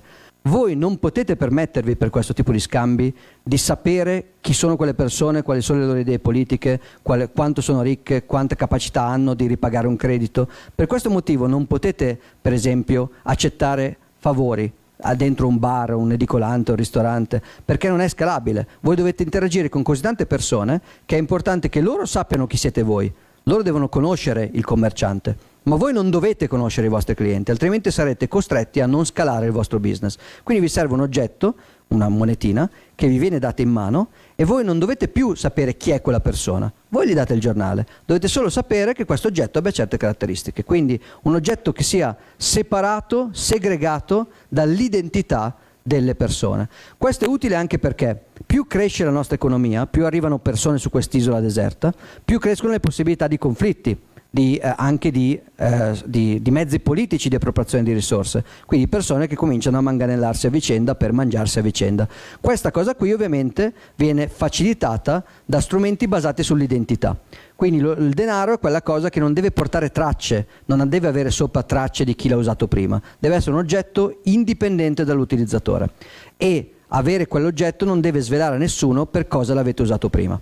Questo è un tema che sarà molto importante nella nostra analisi del movimento cypherpunk che ha portato fino a Bitcoin, il tema per cui un buon denaro è un denaro che consente a chi lo usa di garantire la propria riservatezza. Questo anche in virtù ovviamente della riserva di valore, del primo utilizzo. Se io ho le pecore come riserva di valore, l'unico mezzo che ho per difendermi in questo caso non è un cannibale, è un cannibale onnivoro che mangia anche pecore, l'unico mezzo che ho per difendermi dall'attacco è essere più grosso e più forte del cannibale, perché lui sa dove sono le mie pecore, viene a attaccarmi e io devo essere più grosso di lui. Invece, se la mia riserva di valore è qualcosa di facile da nascondere, io, anche se sono gracilino, piccolino rispetto al cannibale forzuto, ho ho un vantaggio asimmetrico sull'attaccante. Io so quanta roba ho e dove l'ho nascosta, l'attaccante no. Questa è la privacy, la possibilità di un oggetto di essere nascondibile e separabile dalla mia identità, dà un vantaggio enorme di difesa rispetto all'attacco di chiunque voglia prelevare qualcosa e garantisce un fiorire dei mezzi di scambio economici rispetto ai mezzi di aggressione politica. Perché? Perché nel primo caso, se io devo scambiare con lui, entrambi tiriamo fuori i nostri beni nascosti e scambiamo. Ma non possiamo costringerci a vicenda perché non sappiamo quanto l'altro ha e dove lo ha. Invece nel caso della conoscenza di tutti verso tutti, della trasparenza totale, abbiamo un incentivo, per esempio, a rapire i figli di chi ha di più, per esempio a ricattare chi ha di più. Spesso nel mondo che vediamo oggi si dà molta importanza sulla privacy, per esempio delle comunicazioni, sempre di meno, però al tempo di stesura della Costituzione italiana grande era l'attenzione alla privacy da corrispondenza, perché perché non avere segreti rende più debole la parte più piccola più debole, la rende ancora più debole, e invece svelare segreti rende la parte più forte ancora più forte, perché ora sa dove andare a colpire la vittima. La privacy a corrispondenza è importante, ma se ci pensate non è importante quanto la privacy dei pagamenti. Una lettera d'amore che posso mandare a 20 donne di fila vale molto di meno di un gioiello costoso che posso comprare soltanto a una per assenza di mezzi. Una dichiarazione al mio datore di lavoro sulla mia prestanza fisica vale meno rispetto a un certificato medico che racconta di una mia malattia segreta, piuttosto che una mia dichiarazione di amore al caro leader nordcoreano vale meno del mio pagamento magari di sostegno a una network clandestino di dissidenti nordcoreani. Il pagamento, talk is cheap, parlare costa poco, pagare costa. La privacy nei pagamenti è più importante della privacy nelle comunicazioni. Oggi poi addirittura quando sentite parlare di privacy è come se anche le comunicazioni dovessero essere lette dal potere di turno. Al limite la privacy serve contro i cattivi che vi vogliono mandare la pubblicità. Questo è il massimo grado di concezione della privacy, ma in realtà anche nel tema monetario ha un ruolo essenziale. Non è troppo, quanto sto andando lungo? Vado ancora un po'? Quanto siamo? Dai, facciamo un altro quarto d'ora e poi ci fermiamo per una pausa. Virtual money, concetto di virtualizzazione. Spesso sentirete parlare di Bitcoin come della moneta virtuale. In realtà la tesi della prossima slide è che Bitcoin sia l'esatto contrario, ovvero che noi siamo in un mondo di moneta assolutamente già virtuale, in tutti i sensi e sempre di più, adesso ne parleremo, e che Bitcoin sia un tentativo di devirtualizzazione della moneta. So che può sembrare paradossale, ma seguitemi un attimo. Partiamo dal concetto di commodity, di merce, denaro merce, pepita d'oro. Nel tempo, tra le varie cose, abbiamo scelto sull'isola di Robinson l'oro come strumento di riserva di valore e di mezzo di scambio. Questo perché? Perché è abbastanza divisibile, ma è molto compatto, è facile da nascondere, non porta le impronte di chi l'ha usato prima, non si porta dietro la storia politica di qualcuno, e d'altra parte è scarso, cioè l'oro esiste sull'isola in una certa quantità di tonnellate. Se il suo valore aumenta, non è che il produttore d'oro può semplicemente far così e raddoppiare la produzione. E anche se raddoppiasse la produzione, l'oro è interessante perché nel mondo ogni anno viene prodotto circa l'1% dell'oro esistente all'incirca. Questo quindi ogni anno viene prodotto di più ovviamente perché è compound, ma è sempre circa, è stato storicamente al massimo di 3, ma facciamo tra l'1 e il 3%, anche meno. Questa è cosa interessante perché vuol dire che se io ho 100, l'anno dopo ho 101. Se il valore dell'oro raddoppia, perché sale la domanda, non è che i minatori d'oro possono, anche se potessero raddoppiare la produzione della miniera, non salirebbero a 200 annullando questo sbilanciamento, ma salirebbero a 102 invece che a 101. Quindi lo stock to flow, il rapporto tra esistenza nel mercato e nuovo influsso dell'oro è altissimo, e questo è uno dei motivi per cui l'oro è diventato un metallo prezioso usato come moneta.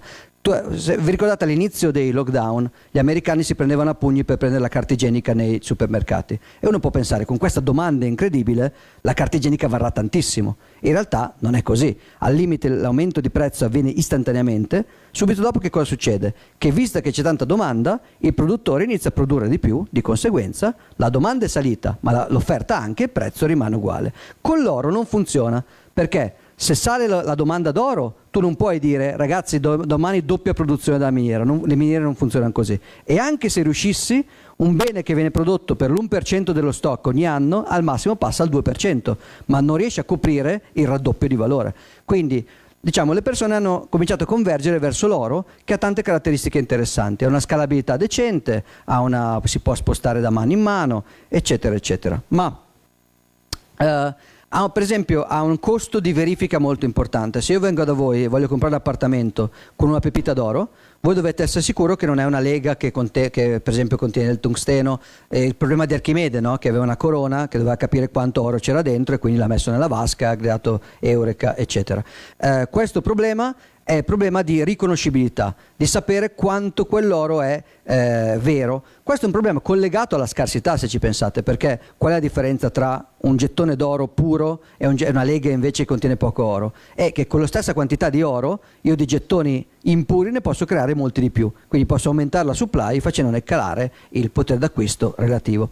Che cos'è il conio? Il conio è quella pratica in cui molte entità, all'inizio non statali, all'inizio il conio era molto separato dal potere politico. Il termine moneta viene dal tempio di Giunone Moneta, quindi la versione romana di Era, moneta nel senso di ammonitrice. Giunone ammonitrice aveva questo tempio e in questo tempio si facevano offerte. A Giunone piaceva l'oro, era anche delle ricchezze del patrimonio familiare, quindi si dava tanto oro. I sacerdoti di questo tempio avevano un sacco di oro in mano e hanno cominciato anche a doverlo spendere. Per doverlo spendere hanno cominciato a fonderlo, a farsi una piccola fonderia vicino al tempio, lo fondevano in unità fisse di peso tipico e questo peso lo andavano a utilizzare a comprare. A un certo punto è diventato così efficiente che tutti intorno al tempio, invece che scambiarsi un calice d'oro o una pepita d'oro, preferivano scambiarsi una quantità definita dai sacerdoti del tempio della Giunone Moneta, perché era semplicemente più facile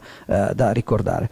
Questa cosa si è diffusa, hanno cominciato a fare i gioielli, tutti quelli che avevano una fonderia in casa hanno cominciato a fare questo. Attenzione, il denaro non era monopolio dei gioiellieri o dei sacerdoti. Il denaro era oro e tutti potevano usare l'oro e sarebbe stato riconosciuto, ma se usavate la versione coniata, il vostro commerciante vi faceva uno sconto perché era più facile verificarlo, non doveva usare il bilancino idrostatico e quindi era più facile accettare quell'oro.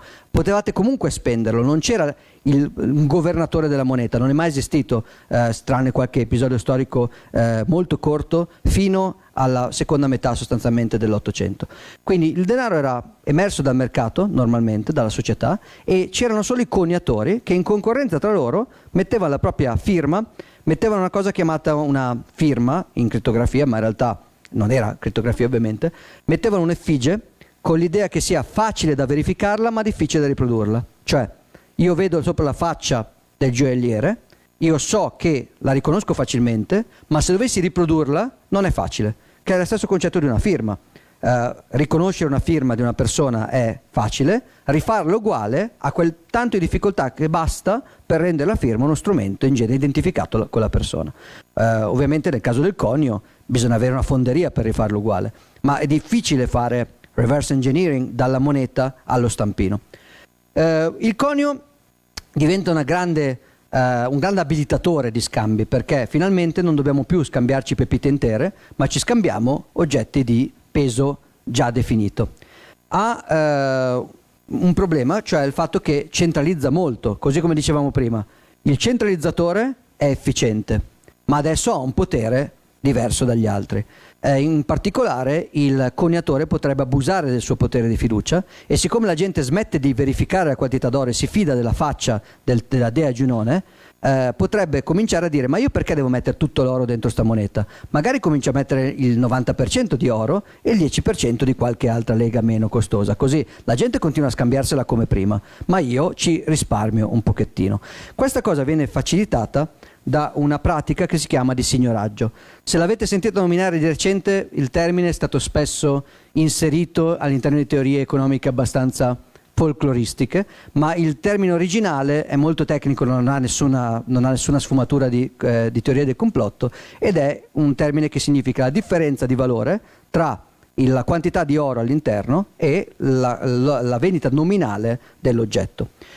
Se i sacerdoti si prendono la briga di fondere, allora, io ho delle coppe d'oro, voglio usarle per spendere, vado dai sacerdoti di Giunone, gli do la coppa d'oro e loro mi danno le monete, ma fanno gratis questo lavoro di fonderia? Ovviamente no, ci vorranno qualcosa in cambio.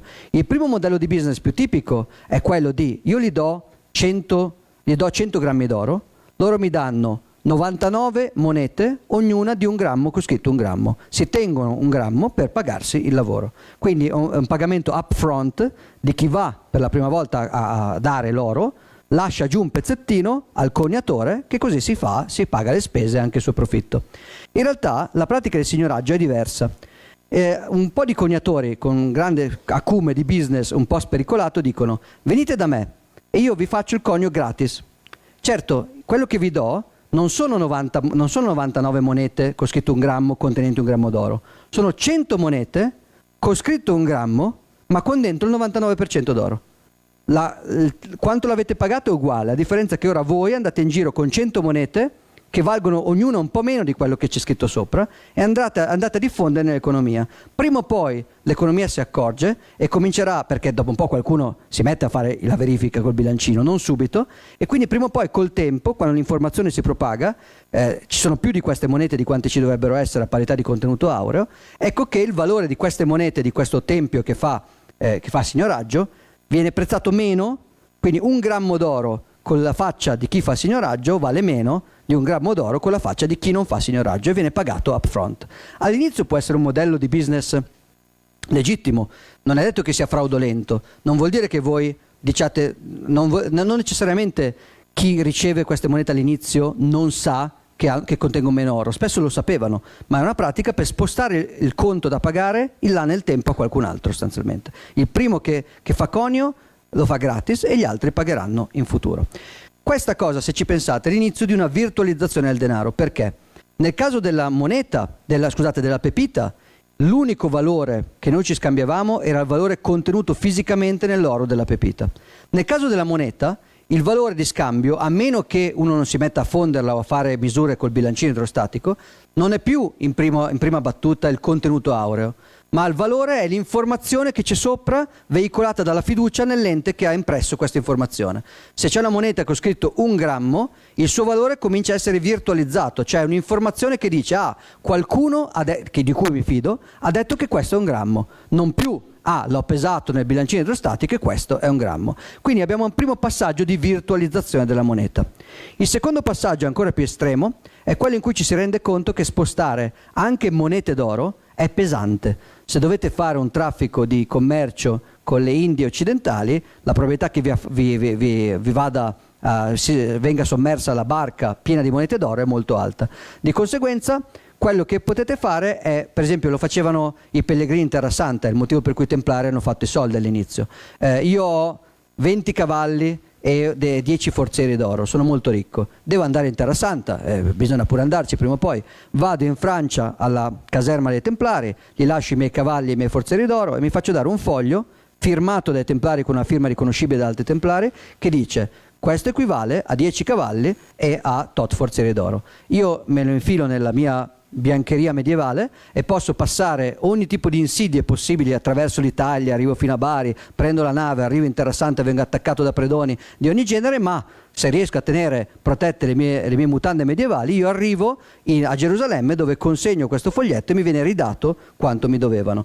Questa è un'ulteriore virtualizzazione per cui non ci scambiamo più non solo la pepita, ma neanche la pepita coniata con sopra il timbro della quantità, ci scambiamo addirittura un foglio senza valore intrinseco con la promessa che una certa parte fidata alla presentazione di questo foglio ci ridarà sostanzialmente quanto le abbiamo dato.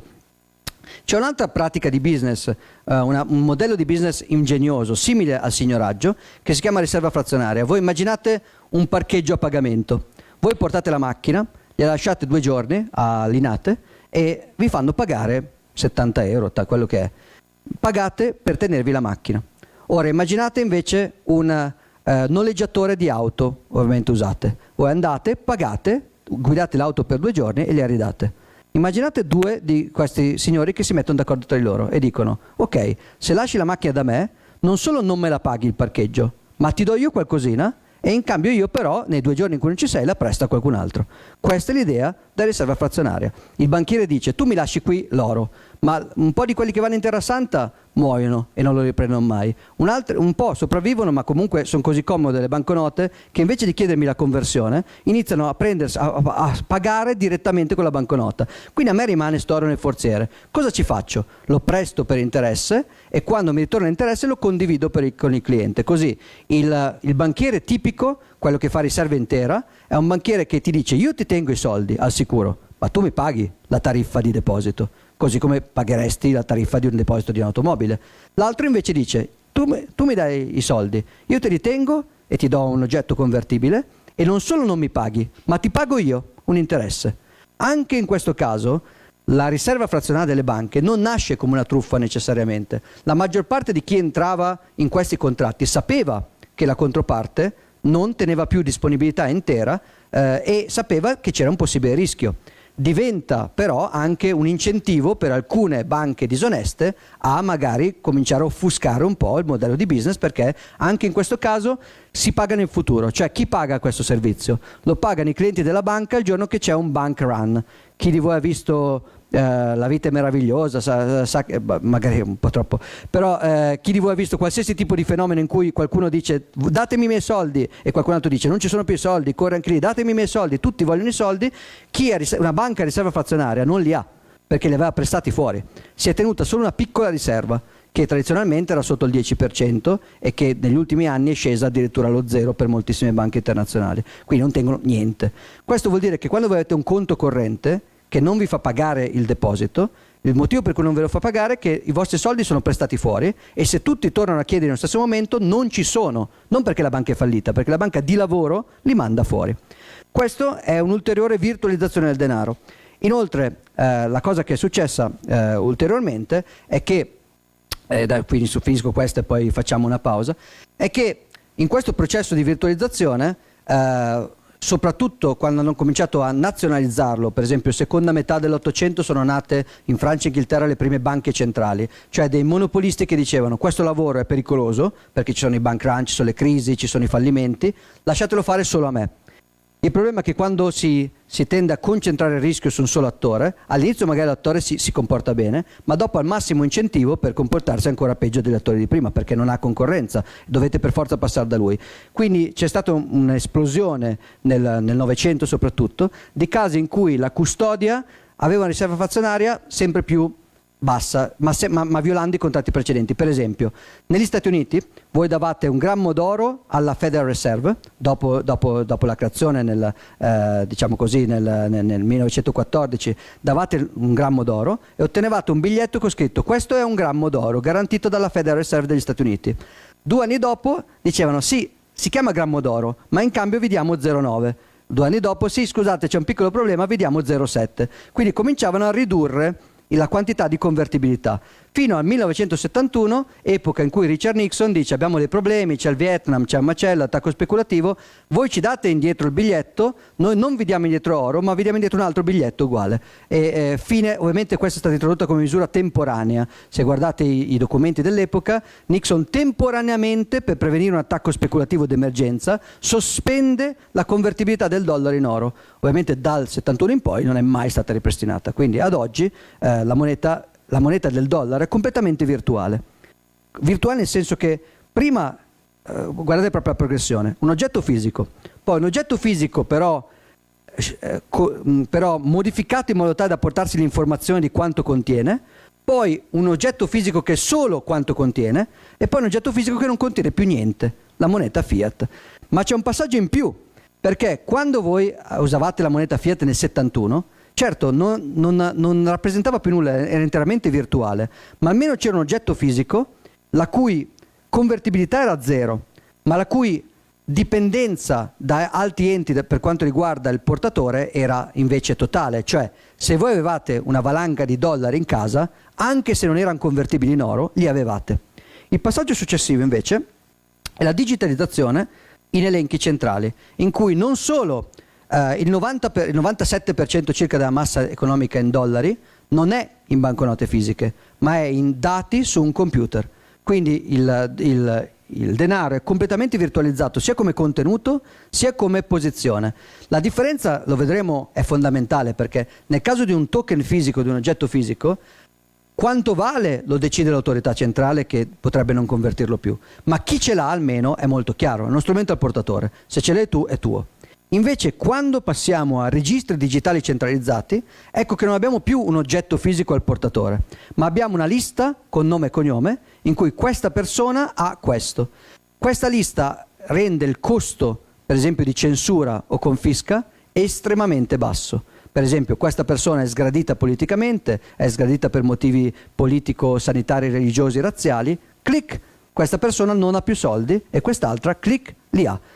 Con un token, con oggetti fisici è molto più difficile, anche con le banconote. Questo è il motivo per cui i rapinatori vogliono in genere, dicono portatemi una cassa di banconote, non dicono mandatemi dei soldi su PayPal, perché sarebbe molto più facile nel secondo caso poi fermarli. Rapinatori o dissidenti politici o persone in fuga dalla Germania negli anni 30, quindi sono sempre due lati della medaglia dei fuorilegge. Arriviamo alla fine, quindi spero di avervi convinto che Bitcoin, che la moneta che utilizziamo ha subito un processo lunghissimo di virtualizzazione, ormai è solo informazione e non contiene più scarsità fisica. L'unica scarsità è quella della promessa che ci viene fatta, vedremo poi di che cosa, e che Bitcoin, ancora non si vede ma si vedrà alla fine della lezione, è un tentativo di devirtualizzare la moneta portandola più simile a una pepita d'oro, con tutte le conseguenze positive e negative del caso. Pausa e poi ricominciamo. Sì. Vabbè, allora, prima solo una cosa, ovviamente me l'hanno fatto notare, mi sono dimenticato di ringraziare Silvia e la SA per essere qua, perché ci sono facciamolo notare, ci sono anche, come avrete notato, 15 ragazzi che sono qua dalla SA, che è l'University School of Management qua di Torino. E niente, quindi ringraziamo la SA per averci dato questa possibilità E un'altra cosa che mi sono dimenticato di dirvi prima è che durante tutte queste lezioni vi chiediamo di sviluppare un vostro elaborato basato su una vostra idea, uno use case o un'applicazione particolare di Bitcoin che vi piace. Può essere anche solo una pagina, un piccolo report, un qualcosa che alla fine ci presenterete. Vedevo già qualcuno che smanettava prima con ChatGPT, non pensate di farvelo fare da un'intelligenza artificiale, vi sgamiamo, quindi fatelo voi a manina. Che sgamano l'intelligenza artificiale, quindi se già pensavate di farvi, probabilmente vi farete la vostra tesi di maturità quest'anno con quello, ma non qua. Ecco, questo vuol dire che l'ultima lezione guarderemo le vostre tesine, ci saranno più spazi dove vi interrogheremo, ci sarà un mini esamino dove appunto ci presenterete il vostro progetto e vi faremo qualche domandina sulle varie lezioni. Ecco, per la SA ci sono 3 crediti in ballo, per i ragazzi c'è la valutazione del PCTO, quindi state attenti. Poi soprattutto sia chiaro che il buon Giacomo è qua, come tutti gli altri speaker, sono e saranno qua gratis per voi, ma ecco, sfruttateli, perché una consulenza da Giacomo forse vi può fare un preventivo, ma non è così economica, quindi dato che ce l'avete qua gratis, sfruttatelo adesso che ce l'avete, quindi se volete fare anche domande siete liberi di... L'economia dei favori di cui parlavamo. Esatto, l'economia dei favori ci ha fatto un grande favore, ma non è scontato, quindi non scala, esatto. Non aspettatevi che questa cosa avvenga per tutti gli altri studenti d'Italia, voi ce l'avete qua, quindi sfruttatelo. Niente, buona pausa, ci vediamo tra una decina di minuti, 4:05, 4:10.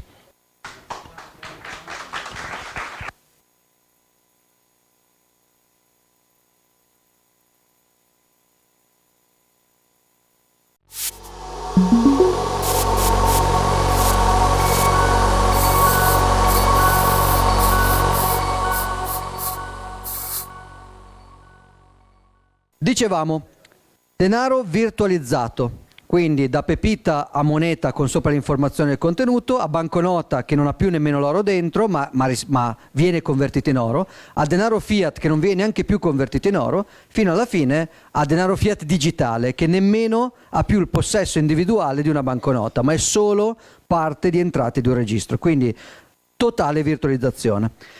Se chi di voi avesse in precedenza letto qualcosa sulle definizioni accademiche di denaro, sa che dai tempi di Aristotele si tende a dare al denaro la definizione di 3 funzioni principali: riserva di valore, che abbiamo abbondantemente discusso nella prima slide, mezzo di scambio, che abbiamo abbondantemente discusso nella seconda slide, e unità di conto, quindi ciò in cui prezziamo tutto il resto. L'unità di conto non le ho dato una slide a parte, perché in realtà fino alla moneta commodity non c'è differenza tra unità di conto e mezzo di scambio, cioè prezziamo tutto in oro perché ci scambiamo tutti pepite d'oro, quindi coincidono. È con la virtualizzazione che comincia a separarsi, perché per esempio potrei avere una banconota che rappresenta 10 grammi d'oro, ma non è 10 grammi d'oro, quindi il mezzo di scambio è una banconota, ma l'unità di conto è ciò in cui la banconota è convertibile, i 10 grammi d'oro, quindi si separano le 2 funzioni e questo secondo me è rilevante. Un'altra definizione di denaro, se voi cercate anche su internet definizioni di denaro, spesso non è così chiaro come nei primi 3 casi che risalgono appunto a Aristotele. In realtà nell'etica Aristotele parla soprattutto di mezzo di scambio ed è successivamente anche soprattutto John Locke nel trattato che introduce e calca molto la parte di riserva di valore. Comunque si parla anche molto di legal tender. El Salvador, nazione che rende Bitcoin il legal tender. Molti definiscono come moneta solo ciò che viene imposto da uno Stato come moneta, il legal tender. Che cosa vuol dire legal tender? In genere vuol dire che esiste un quadro legislativo che in vari modi, se non ti obbliga, quantomeno ti spinge in maniera importante a utilizzare Bitcoin, questo solo in El Salvador, a utilizzare la moneta nazionale invece di altre alternative. Un primo esempio di legal tender può essere il monopolio, quindi vietare ad altri produttori di svolgere questa funzione. Un esempio più estremo può essere il cosiddetto petrodollaro, cioè quell'accordo internazionale per cui se tu vendi petrolio in qualche altra valuta che non sono i dollari ti bombardo. Quindi si può andare dal più blando al più estremo con una serie di sfumature intermedie.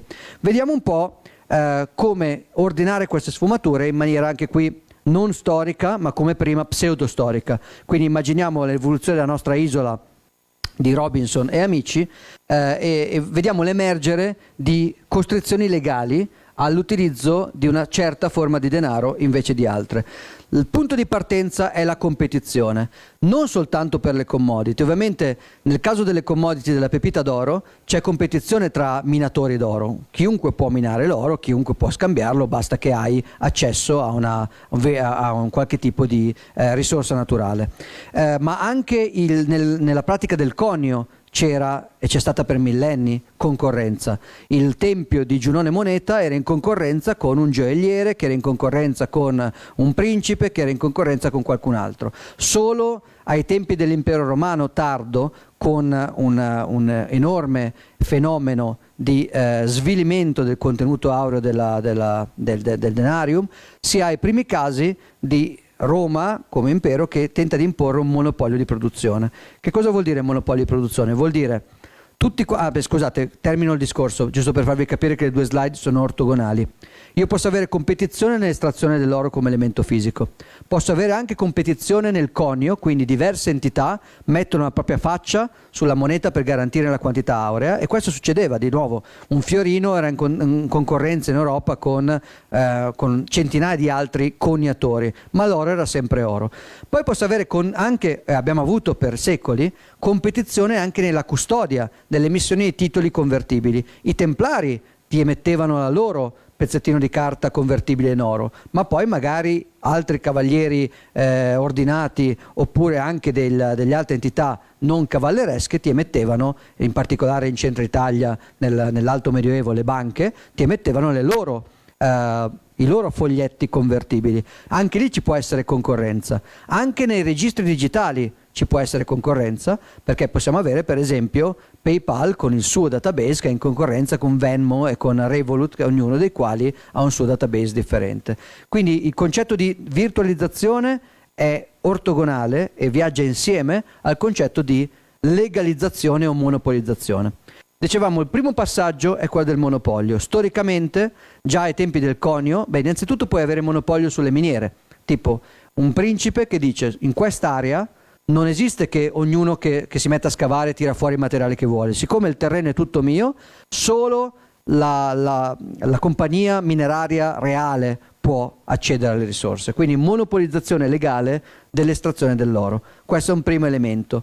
Un secondo elemento è la monopolizzazione legale del conio. Questo, ricordiamo, appunto è accaduto all'inizio a Roma, poi è accaduto di nuovo in Cina, poi è accaduto di nuovo ha tentato di farlo anche Carlo Magno con un po' di fallimenti, ha tentato Federico II. L'idea era: in questa zona, da me controllata, vi impedisco di fare il lavoro del coniatore se non siete direttamente controllati dal potere politico. Quindi il potere politico prende il controllo univoco ed è l'unico a poter elargire questo diritto. In genere la scusa, pretesto, a volte anche sincero, è evitare le truffe o le crisi. Tipo, ci sono tanti coniatori in concorrenza tra loro, 2 o 3 esagerano con il signoraggio, cominciano a svilire troppo la moneta, questo crea disordine nel mercato, prendo io il controllo di tutto.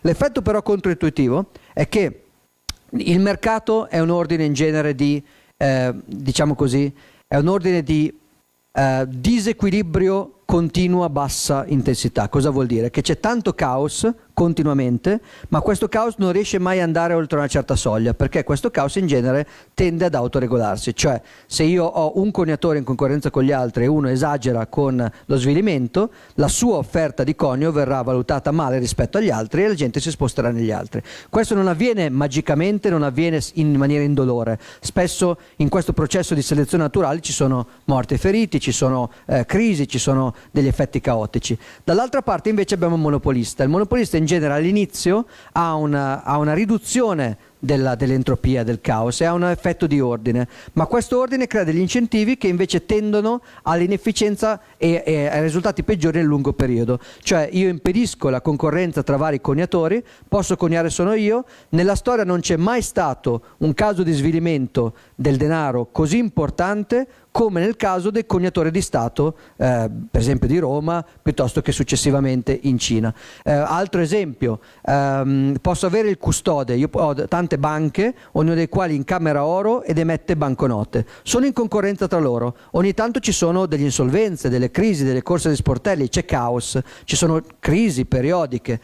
Quando i governi nazionalizzano questa attività, all'inizio lo fanno per evitare il caos, ma il risultato storico verificabile, e qui in quello che dico c'è ovviamente un contenuto di teoria economica di nuovo e di tesi economica, se non siete d'accordo va benissimo, però se riuscite a seguirmi capite anche la mentalità di chi è arrivato fino a Bitcoin e cosa sta dietro a Bitcoin.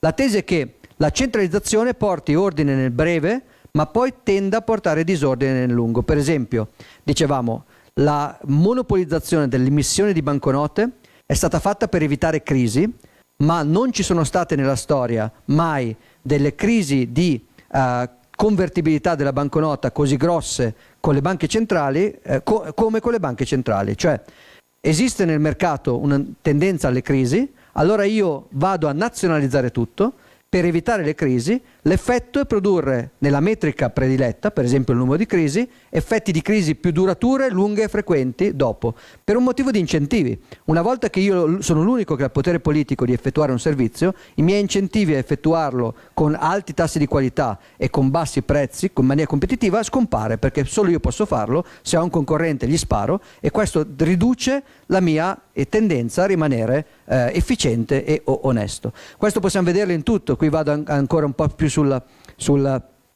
provocatorio, però sono numeri che potete bene o male verificare. Li faccio un po' dozzinali per non accendere nel merito, però il Far West è un sistema quello reale era un po' meno, il Far West tipico dell'immaginario collettivo è un sistema in cui tutti un po' si sparano addosso e abbiamo tanti morti perché ci sono tanti pistoleri. Quello che si vede guardando i numeri è che in una sola settimana di guerra civile americana si raggiunge probabilmente il numero di morti per arma da fuoco di tutta l'epoca pre-guerra civile del cosiddetto Far West, in una settimana. Cioè il potere centralizzato a noi dà un effetto di ordine perché è soltanto una guerra in cui muoiono quasi tutti, ma in realtà il tasso di violenza di questo movimento ordinato è più alto. In tutte le faide medievali fatte da famiglie nobili con i loro mercenari, non ci sono, al netto della popolazione, quindi anche normalizzando la popolazione, non ci sono tanti morti quanto in pochi giorni della prima guerra mondiale tra stati nazionali. Quindi tu hai un fenomeno di caos e competizione, crei un solo elemento che prende il controllo di tutti dicendo questo metterà ordine, ma questo elemento adesso ha incentivi a fare alla lunga molto peggio di quello che facevano prima perché non ha più contrappesi, non ha più concorrenza, non ha più nessun tipo di bilanciamento. Però a noi leggere ogni giorno pistolero ammazzato nel saloon dà un effetto psicologico di continua caos, mentre leggere un terzo della popolazione decimata alla Vandea durante un solo attacco francese ci sembra una cosa che è una righetta storica, ma in realtà sono tipi di crisi che sarebbero stati impossibili di quell'entità nel sistema decentralizzato. Allora, il monopolio, dicevamo, può essere monopolio sull'estrazione, monopolio sul conio, monopolio sulla banconota, monopolio sul registro digitale. In genere il monopolio è anche un'altra policy consecutiva, che è quella del tentativo di controllo dei prezzi. Cioè io posso anche dire dovete allora rendo illegale usare, io sono lo Stato romano tardo imperiale, ormai nel mio denarium c'è dentro l'1% di oro e tutto il resto, o di argento nel caso dell'argento, e tutto il resto è metallo senza nessun valore di mercato. Quindi io posso dirvi, vi vieto di ricorrere a un altro coniatore che non sia io, così almeno dovete per forza prendere la mia moneta. Piccolo problema, magari la gente comincia ad adottare la mia moneta, ma per quello che vale veramente, cioè quasi niente, quindi la gente va in giro con le carriole. Allora, per riuscire a controbilanciare questo tipo di reazione del mercato, che rendendosi conto che la mia moneta è super svalutata, comincia a darle un potere d'acquisto molto basso, come effetto il mercato comincia a prezzare poco quella moneta e quindi a creare un'inflazione dei prezzi, un aumento dei prezzi. Nella Germania della Repubblica di Weimar la Repubblica stampava, risultato quel denaro valeva sempre meno. Ovviamente non c'era concorrenza, nessuno poteva far concorrenza alla Repubblica nella stampa di denaro, ma c'era un effetto sui prezzi in maniera visibile.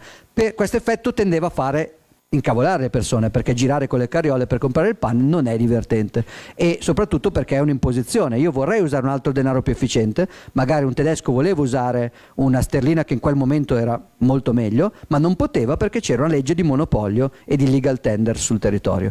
Oggi queste leggi sono un po' più sfumate, ma ci sono. In particolare, per esempio, in Italia voi non siete obbligati a prezzare i vostri beni in euro. Potete, cioè prezzarli sì, ma potete ricevere oro, per esempio. Non è illegale, ma se il vostro cliente firma con voi un contratto di pagamento in oro e poi dice scusa, ho cambiato idea, non ce l'ho, ti vado a redimere il debito in euro al tasso di equivalenza tra oro e euro ufficiale, voi non potete rifiutare. Cioè l'oro non ha potere di sciogliere un debito legalmente, mentre l'euro sì. Non potete rifiutare di considerare un debito saldato se il vostro debitore offre euro per saldare il debito. Un'altra forma di monopolio è lo Stato, quando vuole le tasse, le vuole in euro, non in oro. Quindi se avete oro dovete venderlo e comprare euro. Questo genera una domanda di euro, chiaramente. Se avete una casa dovete pagarci sopra l'ICI, non lo potete pagare in quote della casa. Dovete vendere, se non avete altri redditi, un pezzo della casa e pagarci sopra le tasse. Ci sono esempi più estremi, come dicevamo, il caso del petrolio, con addirittura implicazioni geopolitiche. Ma se il mercato si adatta e comincia a trattare male, come merita, la vostra moneta svalutata, ecco che si vede che il vostro strumento monetario è peggiorato. Allora esiste il sistema dei controlli dei prezzi, cioè il potere politico dice: non solo siete obbligati a usare questa moneta e ogni altro fornitore di conio o di credito è illegale su questo territorio, ma addirittura io vi impongo a usare questa moneta al valore nominale. Tipo a Cuba, se voi comprate la moneta, anche in Venezuela voi andate all'aeroporto, date dei dollari, prendete il bolivar ha un tasso di cambio ufficiale. Poi andate nel mercato, chiaramente i beni il tasso reale di cambio era estremamente pompato, era finto, ma di base è illegale vendere beni o servizi al tasso di cambio reale. Poi la gente deve sopravvivere, quindi lo fa lo stesso, e dal commerciante fino al poliziotto venezuelano che dovrebbe arrestare il commerciante, ma prende le bustarelle al tasso di cambio reale, non a quello ufficiale. Quindi il tentativo di controllare i prezzi per compensare la svalutazione del denaro. Successivamente c'è il tema della confisca. Non solo io vi impedisco di rifiutare il dollaro americano, non solo vi impedisco, facciamo proprio nell'ordine storico, Stati Uniti d'America. Prima il governo federale prende il controllo del conio, cioè l'unico che può stampare la facciona sopra le monete d'oro. Poi, con la fine del periodo di free banking e la creazione della Federal Reserve, della banca centrale, prende il monopolio della emissione di banconote. Troppo casino se ogni banca emette la sua, ci sono crisi, fallimenti a catena, quindi ora la facciamo soltanto noi e solo il governo federale può emettere banconote. Il passo successivo, questa non è pseudostoria, questa la potete verificare, è il presidente Franklin Delano Roosevelt che emette un ordine esecutivo che si chiama ordine 6102, cercate pure ordine esecutivo 6102, 6102, un ordine esecutivo in cui sostanzialmente l'oro dei cittadini americani, tutti, privati e aziende, viene confiscato dal governo, diventa illegale detenere oro. Perché? Perché il governo americano federale era l'unico ente che poteva fornire servizi di conio o di custodia, ma c'era gente che continuava a vivere in un mercato parallelo scambiandosi direttamente oro non coniato. Allora l'oro non coniato viene confiscato da tutti i cittadini americani. Ovviamente i primi a cadere sono quelli che avevano le banconote, quindi quelli che avevano le banconote emesse dalla banca X. La banca X, il direttore della banca non aveva voglia di morire combattendo i federali per i suoi clienti, quindi consegna tutto l'oro immediatamente al governo. Invece quelli che hanno resistito un po' di più sono quelli che avevano il proprio oro autocustodito. C'è un caso abbastanza clamoroso di una sparatoria tra agenti federali e una mercante newyorkese che aveva una custodia d'oro molto importante, prova a difenderla, perde. Quindi l'oro viene preso e prelevato con la forza. Chiaramente la quantità di oro che si riesce a nascondere nelle case private è alta, quindi molti americani illegalmente riescono a detenere oro dagli anni 30 fino agli anni 70 e qui questo divieto viene indebolito. Quindi arriva il passo della confisca. Non solo il governo può autorizzare pubblicamente o privatamente. Ci sono due strumenti di monopolio. Uno è il governo fa da solo, l'altro è il governo sceglie un attore di mercato e dice solo lui può farlo. Per esempio, ricordate la Compagnia delle Indie. La Compagnia delle Indie inglesi non era esattamente la Corona d'Inghilterra, era una compagnia privata con la sua diciamo, struttura di capitale, ma a cui la Corona conferiva il monopolio: solo voi potete commerciare in quella tratta o su quei beni. Questo forniva ovviamente un potere paragonabile a quello della Corona stessa. Dalla confisca c'è il tema dei bailout. Che cosa sono sostanzialmente i bailout? I bailout sono quel sistema in cui un tipo di mercante protetto, quando va in crisi, sostanzialmente viene salvato dalle tasche, dalle casse dello Stato. Lo Stato a sua volta ha preso quelle risorse, confiscandole alla classe produttiva, quella che aveva, diciamo così, facciamo che in questa classe un po' di voi si dedicano all'attività economica A e un po' all'attività economica B. Se l'attività economica A si rivela profittevole, chi di voi si mette a fare l'attività A produrrà un reddito tassabile e mi darà dei soldi, perché io sono lo Stato. Chi di voi fa l'attività B, che si rivela per esempio non sostenibile, quindi va in crisi, verrà da me a chiedere un salvataggio d'emergenza, quindi io prenderò da A per dare a B. Questa cosa all'inizio spesso viene venduta e può funzionare da sistema di tamponamento di un'emergenza. Il problema di nuovo è di incentivi. Dopo un po' che questa cosa funziona, si crea una situazione in cui qual è l'incentivo per chiunque di fare l'attività A? Zero. Se ti va bene guadagni e vieni tassato, se ti va male perdi tu. Ma l'attività B è molto più interessante, perché se ti va bene guadagni e vieni tassato, ma ti tieni il resto. Se ti va male pagano gli altri. Questo si chiama in inglese moral hazard, azzardo morale. È il problema per cui, se guardate adesso il tasso di per esempio di investimento in titoli esotici paragonabile al subprime del 2008 nelle banche americane, è superiore a quello del 2007. Perché? Perché da una parte sono falliti tutti, ma dall'altra parte Lehman Brothers, a tutti gli altri è stato pagato il conto dalle casse dello Stato.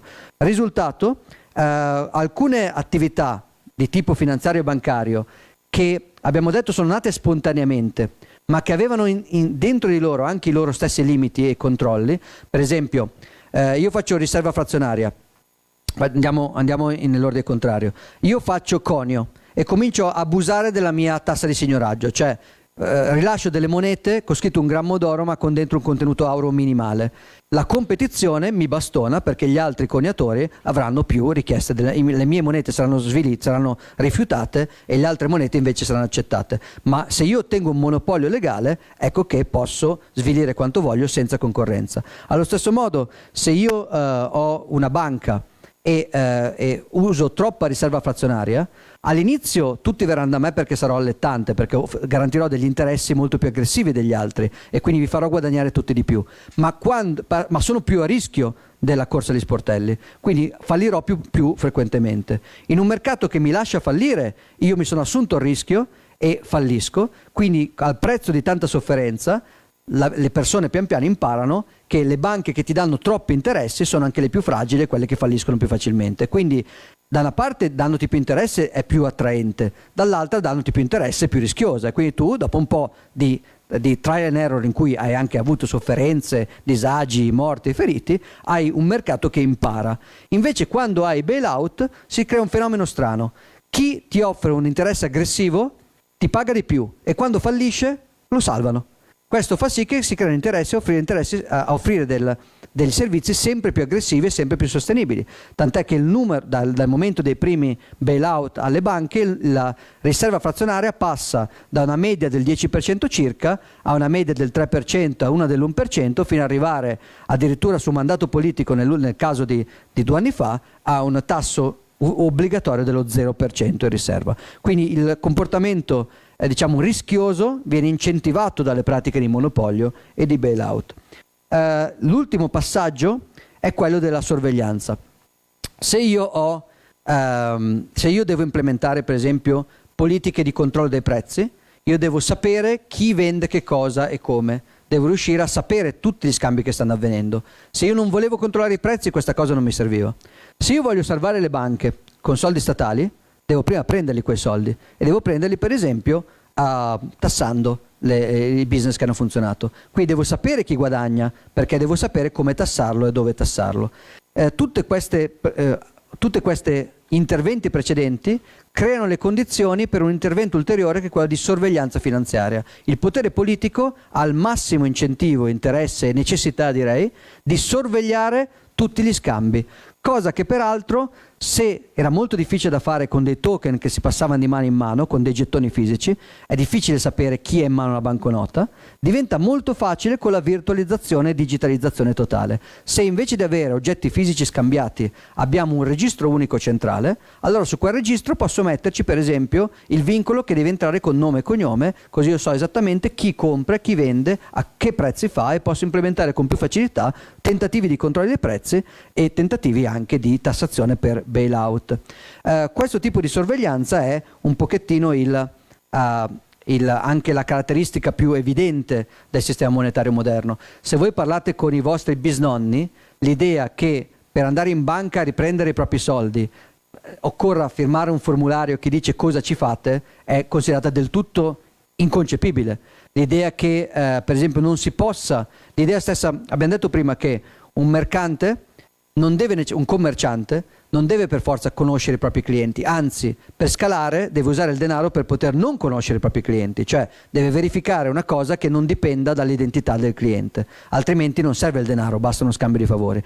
Se ci pensate c'è un'intera normativa che si chiama Know Your Customer, conosci il tuo cliente, che obbliga a un business di sapere esattamente la storia, il rischio politico di chi gli ha dato dei soldi. Quindi in totale contraddizione con il principio economico per cui il denaro esiste. Tu volevi il denaro per poter scalare il tuo business al di fuori di una cerchia di persone conosciute di cui conosci il rischio credito, il rischio politico, e ora ti si chiede per poter ricevere denaro di conoscere invece esattamente chi ti sta dando i soldi. È una cosa senza precedenti, le leggi Know Your Customer arrivano timidamente nei primi anni 70 e non diventano veramente una caratteristica della vita comune fino sostanzialmente dopo il 2001 con il Patriot Act americano, dopo l'11 settembre. Prima di allora la gran parte dei mercati non avevano questo tipo di enforcement così stretto. Andiamo adesso a vedere due standard in contrapposizione. Da una parte quello che chiameremo il Fiat Standard, di nuovo senza riferimenti alla gloriosa casa automobilistica, e dall'altra parte invece quello che chiameremo il Bitcoin Standard. Le caratteristiche dello standard Fiat sono, prima di tutto, una tendenza all'inflazione. Siccome il denaro è del tutto virtuale, non esiste più un costo per produrlo, non solo non esiste più il costo di detenere una quantità corrispondente di oro nelle casse, ma nemmeno il costo ormai di stampare i fogli di carta, perché la digitalizzazione ha fatto sì che l'aumento di massa monetaria richieda soltanto un click su un computer. Quindi quando si dice Bitcoin moneta virtuale, in realtà è abbastanza ridicolo, perché è la moneta fiat che può essere prodotta virtualmente senza nessun costo. Pensate per esempio al telefilm, la serie della la Casa di Carta. Quasi tutti l'avrete visto sicuramente, quindi non spoilerò troppo, spoilerò solo il primo pezzettino. Loro devono entrare nella banca centrale e stampare euro e uscire con tutti gli euro stampati. Poi c'è tanto che non vi ho spoilerato. La cosa interessante è che loro devono tenere degli ostaggi perché gli serve del tempo. Perché gli serve del tempo? Perché anche se non esiste un controvalore in oro di quegli euro, quindi di per sé non valgono niente, ma stampare soldi di carta presuppone un lavoro fisico con un costo in termini di tempo e di risorse. Devono stare dentro la banca a stampare queste cose di carta. È una cosa costosa. Invece nel mondo reale della maggior parte della valuta fiat non esiste un costo. La vera casa di carta è una serie molto poco interessante, dove la banda deve solo entrare nel database centrale della BCE, riuscire ad accedere a un computer, fare così e scappare immediatamente. Chiaro, dall'altra parte la mancata privacy di questo effetto fa sì che i contanti, una volta che sono scappati, riescono a spenderli nelle isole tropicali, mentre questo tasto sarebbe facile da invertire, quindi sarebbe facile fermarli o comunque annullare quello che hanno fatto. Ma questo per far capire che la moneta fiat non ha costi di produzione. Il potere politico che detiene il monopolio di produzione del denaro può stamparne quante ne vuole. L'unico vero costo è l'inflazione, ovvero prima o poi i cittadini si accorgono che stanno pagando 2 volte tanto, 3 volte tanto, 4 volte tanto. All'inizio è facile dire sì, ma l'inflazione è colpa di X, Y, Gino, Pino, global warming. Dopo un po' però comincia a diventare difficile sostenere che l'inflazione sia colpa sempre di qualcun altro quando la massa monetaria sta aumentando. Anche perché per quanto l'educazione finanziaria sia bassa in genere chiunque abbia un lavoro sa che se esiste un bene e di questo bene aumenta l'offerta a parità di domanda, chiaramente scende il suo prezzo. Se aumenta l'offerta d'oro o di soldi o di euro, di qualunque cosa, a parità di domanda, è chiaro che il potere d'acquisto di quell'oggetto dovrà scendere. Se io stampo moneta e non scende il potere d'acquisto della moneta è solo perché per qualche motivo è anche aumentata la domanda. Ma a parità di domanda, se stampo, cade il prezzo, per forza di cose. È una legge, diciamo così, della domanda e dell'offerta. In quasi tutti i mercati, salvo curve di domanda-offerta veramente stranissime.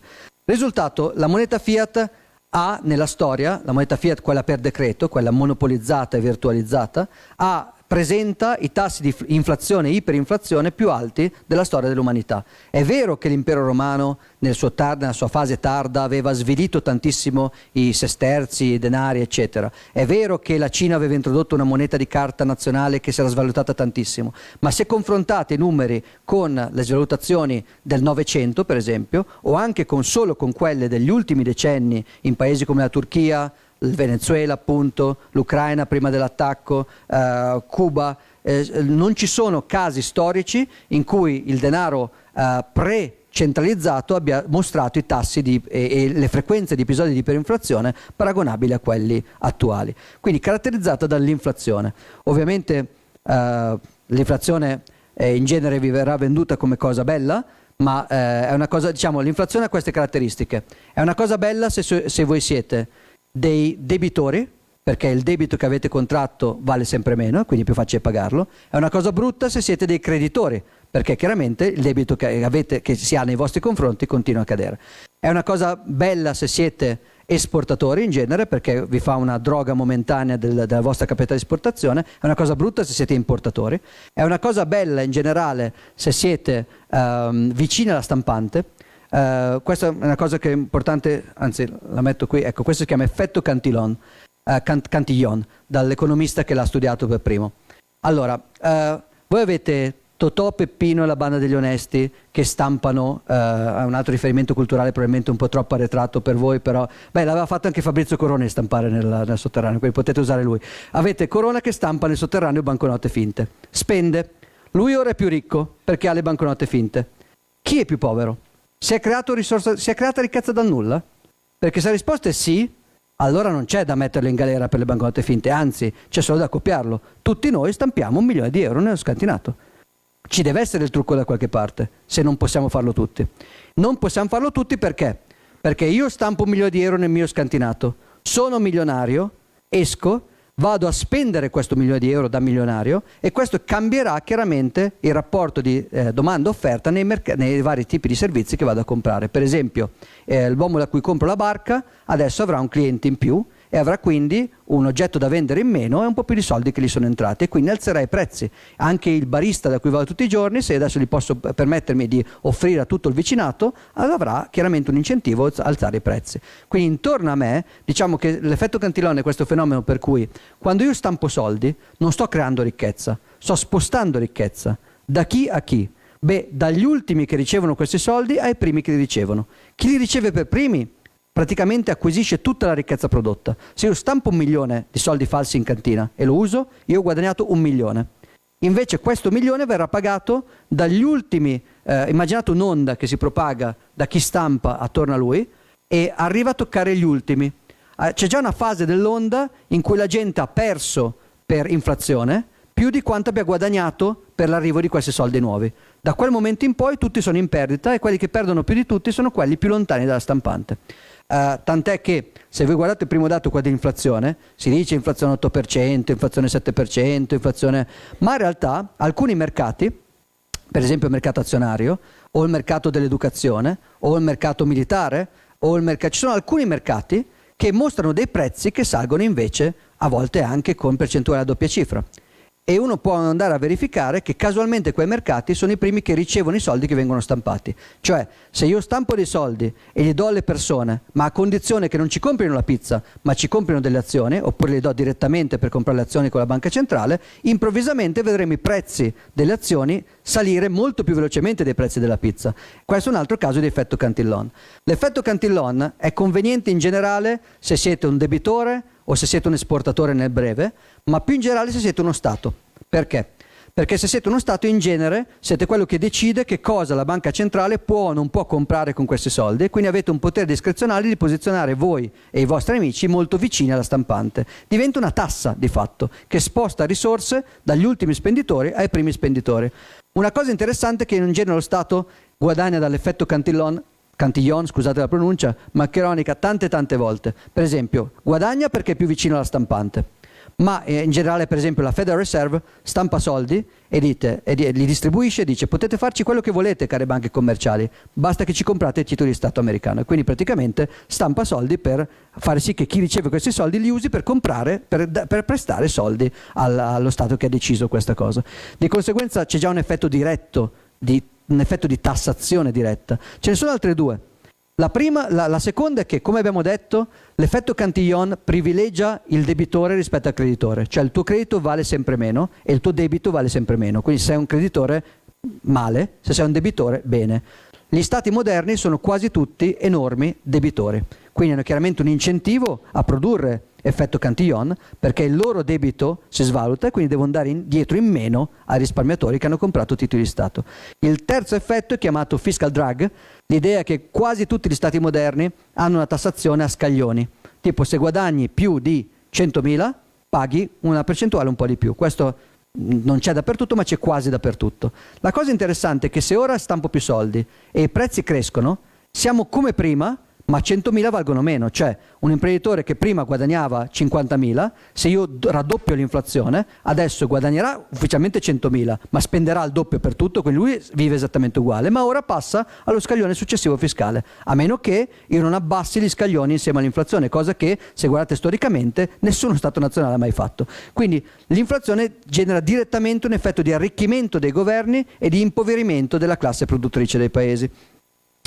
Poi genera, questo è più controverso, è più parte della teoria economica austriaca, ormai abbastanza mainstream ma ancora delle chiavi controverse, genera quello che si chiama il business cycle, il ciclo del business, che è una cosa predetta primariamente già da Menger, Mises e altri, e poi effettivamente realizzata nella gran parte delle crisi di mercato. È una situazione in cui, anche se stampare soldi non crea immediatamente inflazione, comunque crea un incentivo distorto all'investimento e al malinvestimento. Vi faccio un esempio, tornando alla nostra isola deserta. Immaginiamo per esempio che, non posso usare i pesci qui perché mi viene male, usiamo l'acqua. Immaginiamo che la riserva prediletta di un villaggio sia l'acqua. Ognuno può avere una propria cisterna d'acqua. Quello che si fa per esempio è che ogni giorno si va al fiume, si passa una giornata per camminare fino al fiume, è molto lontano il fiume dal villaggio, si prende un secchio d'acqua e si torna al villaggio. Un giorno intero speso solo andando al villaggio, prendendo e tornando. Noi potremmo adottare la tecnica di Robinson, che abbiamo spiegato questa mattina, poco fa, che è, invece di fare così, consumiamo meno acqua di quella che abbiamo, lasciamo un po' di acqua in una cisterna e quando abbiamo un giorno intero di cisterna che ci garantisce, invece di andare al fiume, noi scaveremo un pezzo di canale. Poi ripetiamo l'operazione, dopo che abbiamo coperto 10 giorni di cisterna, abbiamo 10 giorni per scavare un canale che porta l'acqua direttamente al villaggio e da ora in poi avremo acqua immediata. Questa cosa si può fare con ogni cittadino che ha la sua cisterna, ma la decentralizzazione, come abbiamo visto, è inefficiente, mentre la centralizzazione è fragile ma efficiente.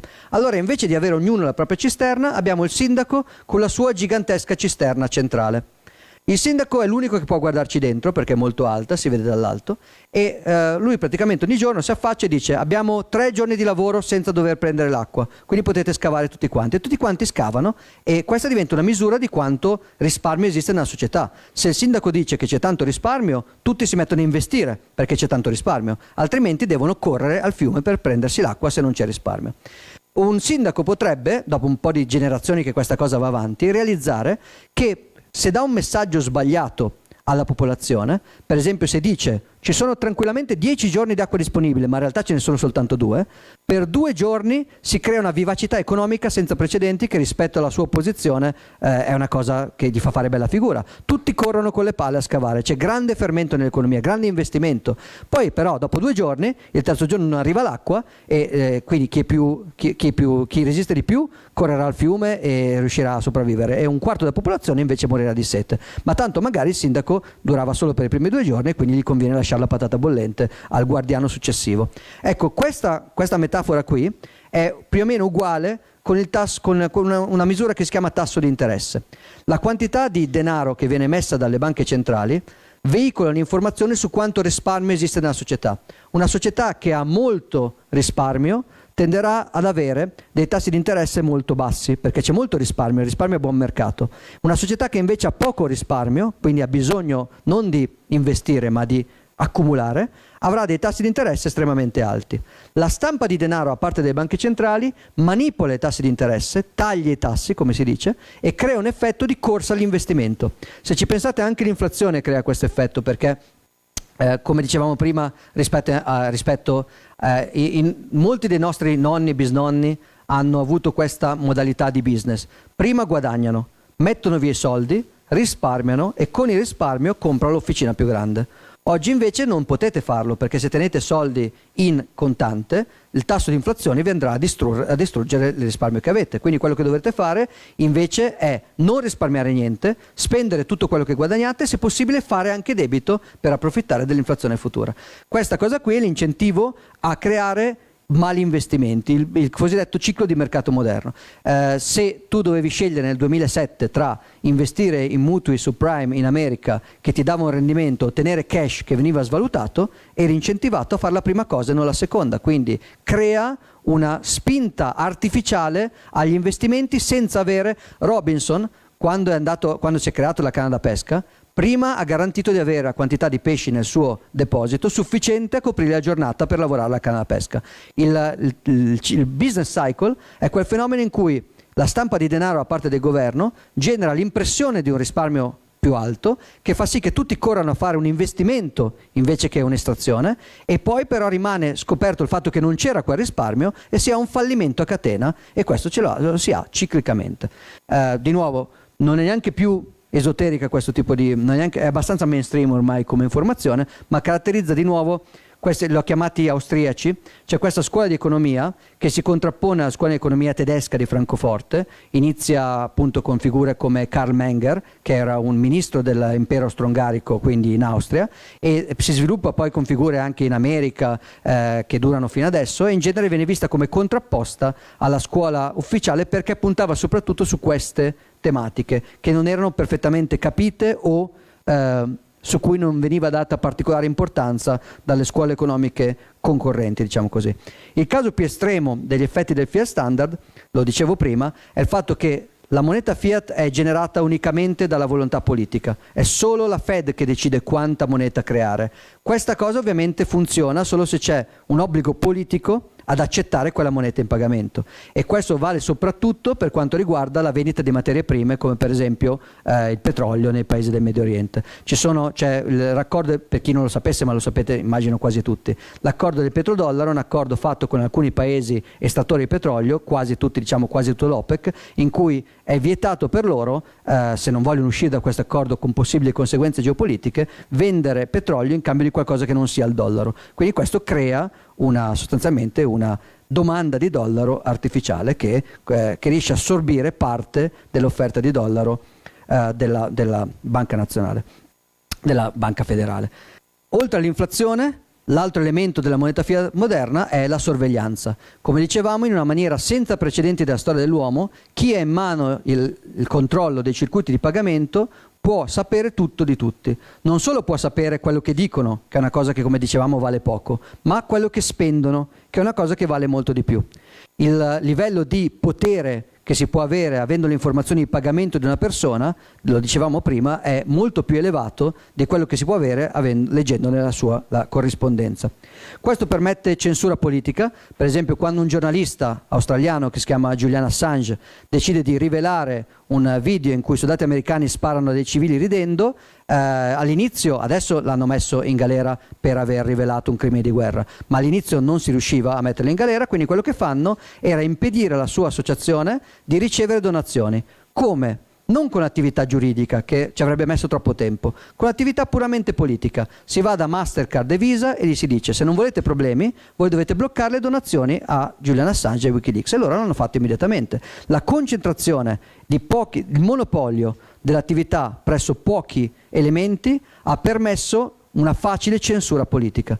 Le censure politiche sono di altro tipo. Quando Justin Trudeau ha avuto il problema delle manifestazioni dei camionisti, la prima cosa che ha fatto non è andato a ritirare le patenti, ha fatto una cosa più efficace: ha bloccato, congelato i conti corrente delle persone che partecipavano, dicendo: se voi partecipate i vostri soldi in banca spariscono. Qui l'accesso centrale alle politiche di pagamento e di risparmio è fondamentale come strumento di censura politica. Pensate a fare la stessa cosa con banconote. Non è facile per Trudeau dire: vengo a casa vostra e vi prendo le banconote. È possibile, ma non facile. Non è facile dire: vi blocco da mandare banconote a Wikileaks. Però con un registro centrale virtuale è estremamente facile. Pensate a farlo con pepite d'oro, è praticamente infattibile. Dall'altra parte c'è anche l'effetto collaterale della cosiddetta esclusione finanziaria. Se io voglio controllo politico completo, io voglio che ad ogni pagamento sia associata un'identità, con nome e cognome. Questo processo di associazione d'identità, voi aprite un conto in banca, vi chiederanno il selfie, il passaporto, la prova di residenza, la prova di bollette, eccetera, eccetera. Questo è un costo per voi e per chi vi apre il conto. Non tutti gli esseri umani sulla Terra hanno abbastanza risparmi o abbastanza entrate commerciali da giustificare questo costo. Anzi, la maggioranza assoluta di esseri umani che vivono oggi sulla Terra non hanno abbastanza risparmio o abbastanza guadagno da giustificare il costo di un processo KYC e AML bancario. Quindi la maggioranza assoluta di persone sul pianeta Terra è esclusa dal sistema bancario e finanziario, underbanked o unbanked, quindi non bancarizzato o sottobancarizzata. Questo è un effetto diretto delle politiche di sorveglianza, perché io potrei andare in Africa e dire: vabbè, anche se mi potete pagare poco, io adesso prendo 10 milioni di persone e gli do il conto corrente. Se anche mi pagate pochissimo con i miei servizi, comunque è un mercato gigantesco. Non lo faccio perché prima di poterlo fare sono obbligato a inserire una policy di riconoscimento totale dei clienti che ha un costo per cliente che è più elevato di quello che quei clienti mi permettono. E questo crea il fatto che più della metà delle persone del pianeta non abbia accesso ai servizi bancari. Attenzione, questo vuol dire che se non hai accesso ai servizi bancari non hai accesso per esempio all'e-commerce, perché se su internet su internet non puoi usare i contanti. In questi paesi dove ci sono maggioranza di persone non bancarizzate, le persone usano contanti, ma su internet non si può scambiare contanti. Il bello di internet è lo scambio di beni e servizi globale a tempo zero, non si può usare contanti per quello. Quindi se devi passare da PayPal o dalle carte di credito devi avere un'identità bancaria, il che taglia fuori gran parte della popolazione mondiale. Infine c'è anche l'effetto secondario. Quando voi andate a, per esempio, fare un conto corrente, entrate in una lista che dice chi siete, come vi chiamate, dove abitate, indirizzo recente provato da una bolletta e sostanzialmente quanti soldi avete.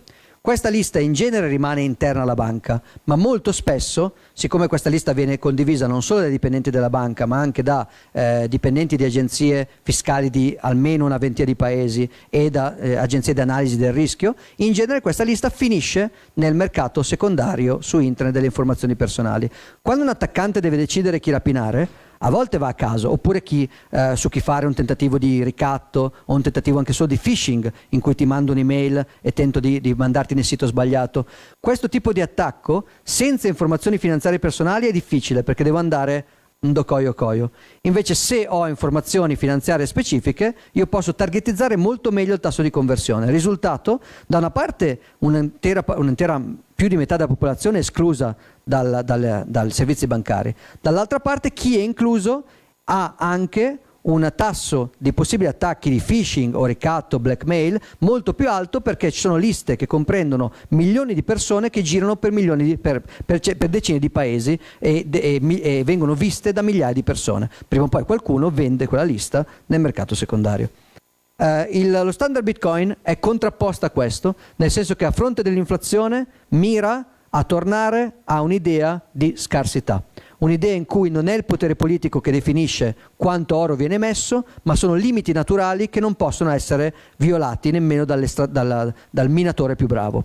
Dall'altra parte, invece, è anche un tema che si focalizza sul discorso della privacy. Il denaro deve tornare a essere uno strumento al portatore, uno strumento che non si porta attaccata l'identità e il rischio politico della persona che lo usa. La polizia che deve indagare userà i suoi metodi di indagine. La polizia che deve punire qualcuno per aver fatto il lavoro del giornalista dovrà punirlo fisicamente, ma non può usare la scorciatoia di togliere i sistemi di pagamento, o non può usare la scorciatoia di spiarlo tramite i sistemi di pagamento. Ovviamente la tesi poco mascherata della mia lezione è che l'idea sia una buona idea, e io sono convinto che sia una buona idea quella che sta alla base della ricerca di Bitcoin. Di nuovo però, non è necessariamente solo rose e fiori, ci sono dei costi nel tornare in questa direzione, che sono anche costi che hanno giustificato il fatto di andare in quella direzione. Per esempio, un denaro più privato, sottoposto a meno sorveglianza, certo permetterà più facilmente di pagare dissidenti politici, di rivelare crimini di guerra, di protestare contro il potere, di scappare dalla Germania negli anni 30 se dovete, perché scappare col cash è difficile, ma scappare con un conto bancario è impossibile. Quindi genera libertà. Dall'altra parte però voi sapete che i rapimenti, che in Italia erano molto diffusi alcuni decenni fa, sono diventati quasi nulli, perché quando qualcuno viene rapito i suoi conti correnti vengono congelati dalla polizia. Questo non è carino se volevate pagare e pensavate di salvare così la vita del rapito, ma sistemicamente ha generato meno rapimenti. Le rapine in banca con l'eliminazione del contante si riducono, perché c'è molto meno da rapinare, ma non c'è niente da rapinare, dovete andare, è tutto digitale. Di conseguenza ci sono dei costi, in particolare i costi sono, da una parte il guadagno è un grande aumento di libertà transattiva, inclusione finanziaria e anche libertà politica e meno possibilità di censura. Dall'altra parte c'è una possibilità aumentata di azione criminale. Qui ovviamente il tema, molti difensori di Bitcoin usano come risposta una risposta vera ma parziale. Ma guardate che i crimini non avvengono su Bitcoin, i crimini sono pagati in dollari. Verissimo in quantità, a livello di massa totale. Lo scambio, il pagamento di terrorismo o di cartelli di distribuzione di sostanze illegali o qualsiasi altro tipo di attività più o meno criminale ha una percentuale irrilevante in Bitcoin, quasi tutta avviene in dollari americani. Quindi la moneta dei criminali è il dollaro americano senza dubbio, ma se Bitcoin funzionasse su scala, questo discorso prima o poi non sarebbe più valido. Subentra un altro discorso, che è quello per cui vi do una statistica impressionante: il 100% dei rapinatori di banca respira ossigeno. L'ossigeno è di fatto il gas d'elezione per la respirazione dei malviventi. Il 100% di loro peraltro usa scarpe per correre, spesso anche per scappare dai poliziotti. Questi sono due temi che chiaramente dovrebbero spingerci a rendere illegale scarpe e ossigeno, giusto? La tesi è: se il denaro funziona in difesa e anche in attacco, necessariamente. Non possiamo avere la scappatoia di un denaro che miracolosamente funziona solo con gli amici ma non funziona con i nemici. Uno strumento usato per facilitare gli scambi facilita gli scambi, fa il suo lavoro. Questi scambi a volte sono tra persone che ci piacciono e a volte tra persone che non ci piacciono. Possiamo colpire quelle che non ci piacciono, a costo però che quando diventiamo noi quelli antipatici a qualcuno per qualche motivo, ci siamo colpiti da soli. Non c'è alternativa. Anche l'inflazione ha dei motivi per cui è emersa. Per esempio, esiste il sogno di poter decidere di stampare denaro, ma senza mai abusare di questo, e solo per correggere crisi temporanee, solo quando serve. Quindi io sono uno stampatore perfetto, che tipo io sono un sindaco perfetto, che quando proprio serve un piccolo bluff, perché la gente sta un po' battendo la fiacca nello scavare il canale, io voglio darvi una piccola spinta senza abusarne, così almeno voi lavorate di più, si finisce magari il canale un giorno prima e poi dopo il guadagno economico andrà a coprire il bluff che ho fatto. Questa cosa sarebbe possibile, anche se in genere finisce male, perché gli incentivi non sono quelli a mantenere l'onestà molto a lungo, a ritornare all'onestà. Però l'idea è che oggi, se io ho una crisi temporanea, io posso nasconderla sotto il tappeto con la stampa di denaro. In un Bitcoin standard dove si tornasse a una istampabilità tipica dell'oro, non avrei strumenti magici. Per esempio, molti dicevano: ma con la crisi dei lockdown mondiali, con tutti che chiudono i ristoranti, tutto il business che crolla a zero, senza la stampa di qualche trilione da parte della Fed e della BCE, come fai? Risposta: non fai, non puoi. È come chiedere, ecco, arriva da voi un finanziere e dice: sì ragazzi, io ho capito la vita, la sobrietà, però io senza cocaina a fare trading per 60 ore di fila senza dormire, come faccio? Non c'è una risposta facile, la risposta è: non puoi, devi tornare a farti solo 12 ore e poi dormire. Quindi l'idea è che il sistema fiat crea anche dei benefici temporanei, e una delle chiavi dell'argomentazione è anche ammettere candidamente che quei benefici temporanei non si possono più avere, si perdono. Il vantaggio sarebbe, secondo questa tesi, è che a fronte del sacrificio di obiettivi temporanei guadagni degli obiettivi invece a lungo termine. Quindi non avrai, la banca fallisce, se non posso stampare denaro come la salvo? Non la salvi. Questo vuol dire dipendenti disoccupati, vuol dire correntisti che perdono i soldi. L'idea è che questo crei sul lungo termine un sistema di incentivi che porti a meno fallimenti e non di più, mentre se li salvi con i soldi degli altri, crei un sistema di incentivi ad avere sempre più fallimenti bancari. Questa è la tipica logica del dipendente da sostanze alteranti che creano dipendenza. Vi facevo prima l'esempio del finanziere cocainomane, ma vale per qualsiasi tipo di droga che dà assuefazione di dipendenza.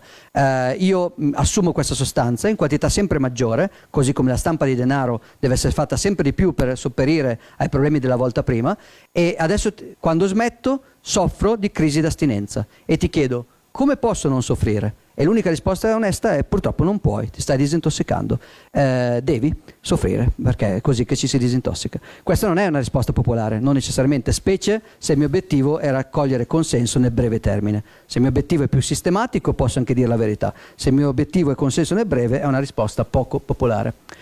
Ci sono, dicevamo, due livelli culturali, due radici culturali interessanti. Una è questa cosiddetta scuola austriaca di economia. Io ho spiegato l'origine della parola austriaca. Oggi la maggior parte degli esponenti non sono più nati in Austria, ma i due più famosi, tra cui il signore sulla destra che si chiama Friedrich von Hayek, come dice il nome, viene chiaramente dall'Austria. Oggi diciamo, quelli che rimangono in vita tendono a essere di altre nazionalità, ma si chiama ancora scuola austriaca. E la scuola austriaca è una scuola che ha identificato i problemi dell'inflazione, del ciclo di business, della tassa di Cantillon già alla fine dell'Ottocento, all'inizio del Novecento, e che da allora martella su questi punti. La scuola austriaca c'entra con la nascita di Bitcoin in diversi modi. Per esempio Satoshi Nakamoto, il creatore di Bitcoin, fa riferimento esplicito nei suoi testi al teorema di regressione di von Mises, fa riferimento a eGold, che è una società di oro virtuale che era stata creata da un oncologo, in realtà che però è un appassionato, un californiano appassionato di economia austriaca, esplicitamente come tentativo di riportare l'economia austriaca all'interno della gestione del denaro. Quali sono i punti su cui si fissa l'economia austriaca? La scarsità, quello di cui ho parlato oggi, questi sono gli economisti fissati col concetto di scarsità, e il concetto di risparmio nell'economia, il concetto di risparmio prima e poi investimento. Quindi la modalità Robinson che vi ho spiegato è tipico baluardo di questa scuola di pensiero. E poi il concetto di durabilità, cioè di sistemi che non siano solo temporanei, ma possano durare nel tempo, possano avere effetti sistemici positivi, non siano delle mode momentanee, ma abbiano un lungo termine prevedibile. Vi faccio vedere con sottotitoli un'intervista di qualche anno fa, adesso è morto, a Friedrich von Hayek. Friedrich von Hayek non ha mai visto Bitcoin, ma questa intervista è molto interessante. Premio Nobel non lo dico per fare un riferimento al principio di autorità, ma per dire che queste idee non erano necessariamente sempre di nicchia, hanno avuto almeno un periodo di grande rispettabilità mainstream. See, the great trouble is the money wasn't allowed to develop further.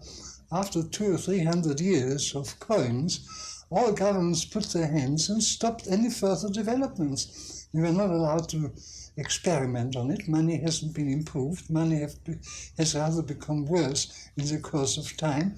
Government said it must not develop any further. And what we have had since in development were matters of government inventions, mostly wrong, mostly abuses of money.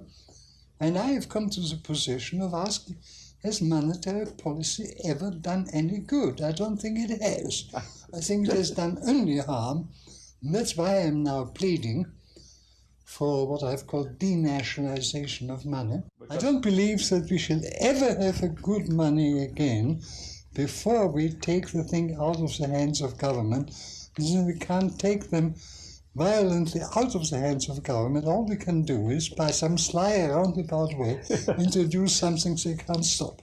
If this gentleman could understand the need for Bitcoin all the way back in Quindi,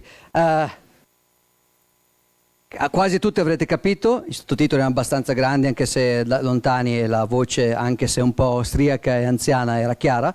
Quello che dice è: io da economista non ritengo che il denaro abbia avuto un progresso positivo, ma sempre una degenerazione basata principalmente su monopolio governativo che ha introdotto politiche che hanno sempre fatto più male che bene, e credo che l'unico modo in cui avremo del buon denaro ancora nel futuro sarà togliendole dalle mani del governo. Siccome non possiamo toglierlo violentemente, per ovvie ragioni, l'unico modo sarà creare some sly roundabout way, qualche metodo un po', come dire, come tradurlo, più mi suggeriscono come traduzione, per toglierlo, per creare qualcosa che non possano fermare. Questa frase finale sembra veramente una predizione di ciò che Bitcoin è e vuole essere, qualcosa che dia una proposta concorrente rispetto alle politiche monetarie attuali, ma fatta in modo tale che non si possa fermare. È interessante che eGold, l'esperimento che vi dicevo prima di Jackson, di questo californiano, è stato fermato mettendo in galera l'oncologo che ha fatto questo esperimento, non perché avesse fatto del male a qualcuno, ma perché faceva concorrenza al dollaro americano. D'altra parte, anche von Hayek ha scritto un libro che si chiama Denationalization of Money e ha proposto alle banche nazionali di ridare il denaro in mano al mercato, ma stranamente non ha avuto un grande successo tra banchieri centrali. Ecco, un pochettino come chiedere non so, usate voi la metafora che preferite, ma è veramente come chiedere a chi vive sul monopolio di qualcosa è come discutere di Uber con un tassista milanese. Magari trovate quello illuminato, ma è un po' raro. Sì, il video è il video dell'inizio penso sia 92, qualcosa del genere, quindi il video è molto vecchio e ha dovuto, il povero Frederick ha dovuto aspettare un bel po', e anzi è morto prima di vedere l'esperimento che sta occorrendo ora. La secondo gruppo culturale di cui vi voglio parlare, invece, quello che vi citavo già un po' di volte, si chiama il cypherpunk. Allora, cyberpunk, cyber, è una corrente letteraria. È una parte della letteratura fantascientifica che parla di un futuro distopico dove governi nazionali controllano tutto. Adesso non sarebbe più fantascienza, ma ai tempi lo era, e quindi loro lo scrivevano come fantascienza. E il nome cyber veniva da cyberspace. Cyber significa timoniere, vuol dire teoria del controllo della cibernetica, dalla cibernetica al cyberspace, quello che oggi chiamerebbero metaverso, ai tempi lo chiamavano cyberspace, e da lì cyberpunk, quindi punk come una cultura ribelle, come il punk inglese, musicale, ma nel mondo fantascientifico era relativo alla ribellione contro il controllo digitale da parte di governi e corporation. Il Neuromante di Gibson è un esempio di letteratura cyberpunk, ce ne sono tanti altri. Un po' di Dick come Blade Runner può essere visto come un po' cyberpunk. Cipher invece vuol dire cifrario crittografico. Prego. Ah sì, scusate, ho messo un H a caso. CY, giusto, scusate. E Cipher, scritto CY, PH, invece è un gioco di parole. Cipher vuol dire cifrario crittografico. E c'era un movimento di studiosi di crittografia e di attivisti politici che includeva tra gli altri anche il succitato Julian Assange e molti altri attivisti, il creatore di PGP, che è un sistema di criptazione nella posta elettronica, Zimmerman, Tim May, Eric Hughes, un sacco di persone i cui nomi probabilmente non conoscete, ma che erano dei baluardi della ribellione politico-attivistica contro il controllo e il sovracontrollo statale della vita degli individui. Queste persone hanno detto: useremo la crittografia forte, quindi la scienza crittografica, cipher, per evitare un futuro cyberpunk, e si chiamavano scherzosamente i cypherpunk. Ora, la maggior parte di ispirazioni e di riferimenti che Satoshi usa, dal sistema Hashcash di Adam Beck fino al sistema B-Money di Wei Dai, fino alle mailing list in cui Satoshi scrive quando propone Bitcoin, derivano dalla cultura cypherpunk. Ora non ho un video decente di un cypherpunk, anche se vi invito a leggere cose come per esempio il Cypherpunk Manifesto o anche il Crypto Anarchist Manifesto, il movimento chiamato cripto anarchico. È una cosa interessante che diceva più o meno questo. Diceva: nel mondo fisico noi siamo soggetti alle leggi degli stati in cui siamo e non possiamo avere l'anarchia teorizzata da qualcuno, ma nel mondo digitale, questi erano gli anni 90, internet stava nascendo, sembrava una terra irregolamentabile e l'idea era: quando siamo su internet, lì possiamo accedere solo possiamo accedere con dei nickname che non rappresentano la nostra identità, e se non abbiamo la nostra identità nessuno ci può venire a casa a fare del male. Quindi l'unica cosa che noi possiamo fare per fare del male a qualcun altro al limite è usare la reputazione. Quindi quel nickname mi ha truffato, non andate da lui, quel nickname è cattivo, ha delle brutte idee, leggete le mie idee che smentiscono le sue idee, ma non posso dire quel nickname li mando i poliziotti a casa a colpirlo. Non posso fare un Julian Assange di un nickname, e infatti nessuno può fare a Satoshi Nakamoto quello che è stato fatto a Julian Assange, perché nessuno sa chi è Satoshi Nakamoto. L'idea del criptoanarchismo era: se non riusciamo a interagire online senza conoscere la nostra identità fisica, creiamo un sistema in cui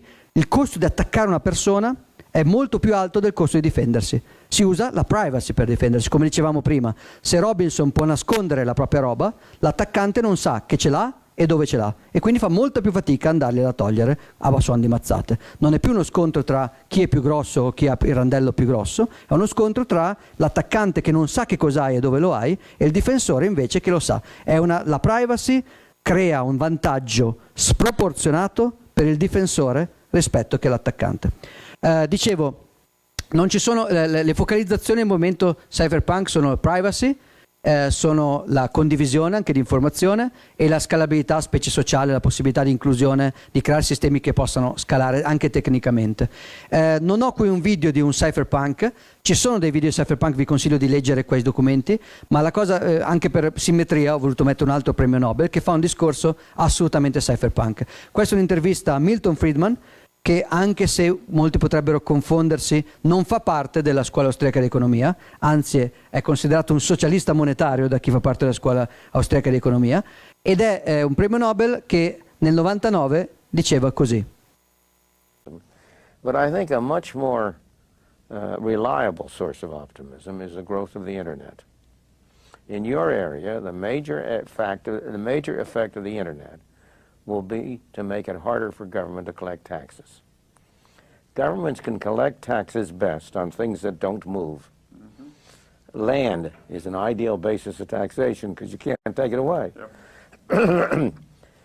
Individual states cannot go as far in taxing personal income as the federal government can, because people can move from one state to the other more easily than they move across countries. The internet is going to make it very difficult to collect taxes on services of all kinds. After all, you can complete these transactions in cyberspace, not on the ground. Computer companies now are getting their programming done in India. I doubt that anybody's paying any taxes on any of that. So that I think that the internet is going to be one of the major forces for reducing the role of government. The one thing that's missing, but that will soon be developed, is a reliable e-cash, a method whereby on the internet you can transfer funds from A to B without A knowing B or B knowing A. The way in which I can take a $20 bill and hand it over to you, and there's no record of where it came from. And you may get that without knowing who I am. That kind of thing will develop on the internet, and that will make it even easier for people to use the internet. Of course, it has its negative side. It means that the gangsters, the people who are engaged in illegal transactions will also have an easier way to carry on their business. But I think that the tendency to make it harder to collect taxes will be a very important positive effect of the internet. Quindi, di nuovo, chi di voi, in questo caso l'accento era più americano e dovrebbe essere chiaro anche dai sottotitoli, ma ripeto, quello che dice è: Internet sta rendendo più difficile il controllo governativo della vita delle persone, soprattutto la tassazione. Noi possiamo offrire servizi da tutte le parti del mondo nel cyberspace, nel ciberspazio, e quindi è molto difficile tassare. Ma Internet è incompleto, dice lui, per rendere difficile il ruolo del governo. Quello che manca, ma che sarà presto sviluppato, era il 99, quindi era 10 anni in anticipo, è un reliable e-cash, è una contante digitale affidabile, grazie al quale A possa pagare B senza che A conosca B o B conosca A, quindi senza che si riveli la propria identità. Oggi questa cosa manca, quindi se io ho una compagnia che vuole fare cose vietate in una giurisdizione o troppo tassate in una giurisdizione, quello che deve fare, che può essere, noi pensiamo sempre cose vietate sarà qualcosa di bruttissimo, magari una donna in Afghanistan che vuole solo avere un conto corrente, cosa illegale, magari un ebreo che deve uscire dalla Germania, cosa illegale col proprio capitale, magari una famiglia che deve scappare dal Venezuela, cosa illegale. Di questi aspetti più pirateschi vi parlerà meglio il docente Riccardo nella prossima lezione. Comunque che vi fa un po' più di copertura cypherpunk, io ho fatto un po' più di copertura austriaca, ma il tema principale è che lui dice quando questo sarà inventato diventerà difficilissimo controllare le persone su internet. Lui lo dice chiaramente, ammettendo questo creerà anche dei problemi perché persone potranno fare cose brutte su internet, ma a mio parere gli effetti saranno sproporzionatamente positivi.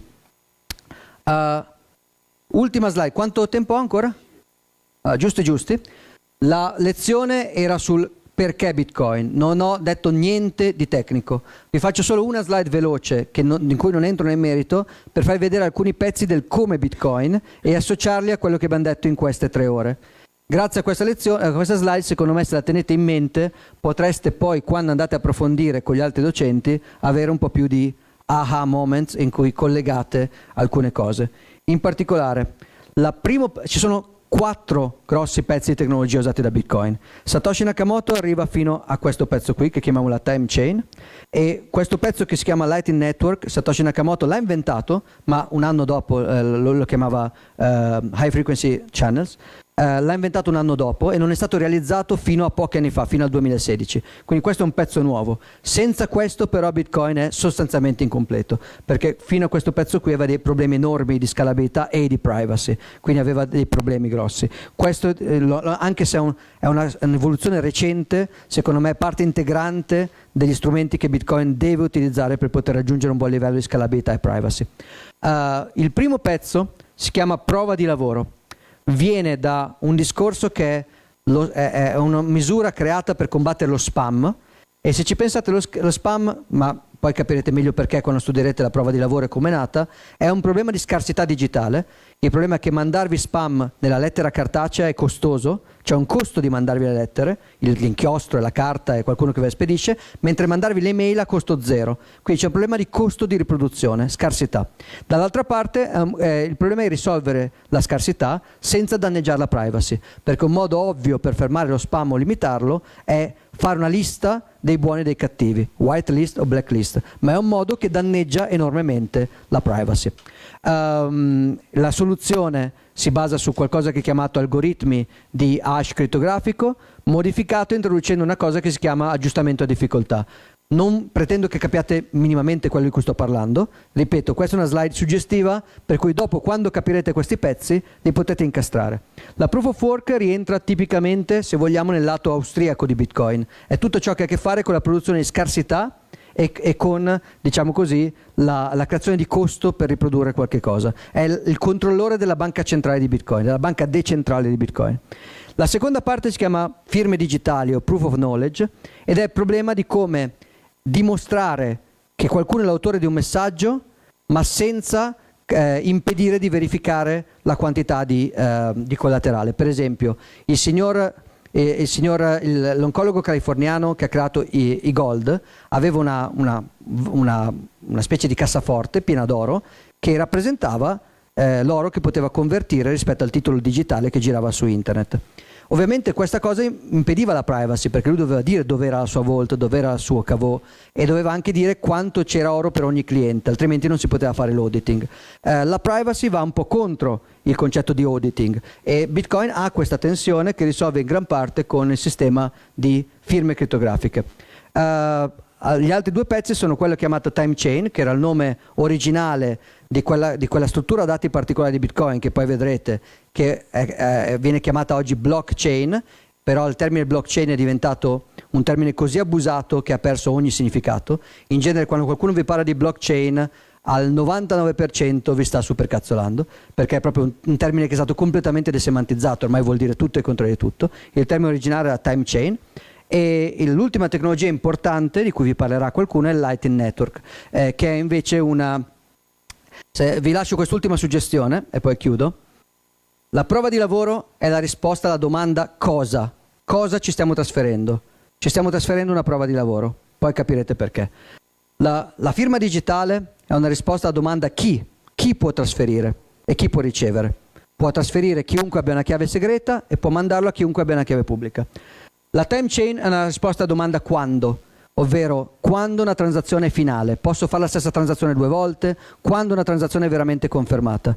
E stiracchiando un po' questa esposizione, il Lightning Network è una risposta alla domanda dove, cioè in che zone della rete posso avere pagamenti più fluidi o più liquidi, creando delle piccole partizioni della rete in cui è più facile scambiarsi cose, chiamati canali tra persone e persone. Il network è una dimensione, per così dire, spaziale del problema. Finito? Direi che i testi che vi ho citato sono i principali riferimenti da leggere, soprattutto Der Gigi, leggetelo, se siete così bravi da vincere uno di quelli leggete anche in italiano 21 Lessons, e direi che vi ho ultime domande, se c'è tempo. Fate le domande, dai, 0 domande in 3 ore è impossibile, fatele. Mi hanno solo corretto un typo, dovete farmi una domanda.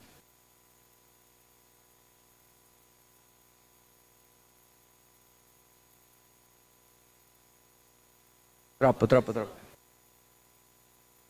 Va bene, potete farle le altre docenti anche per me, poi me le faranno in differita allora.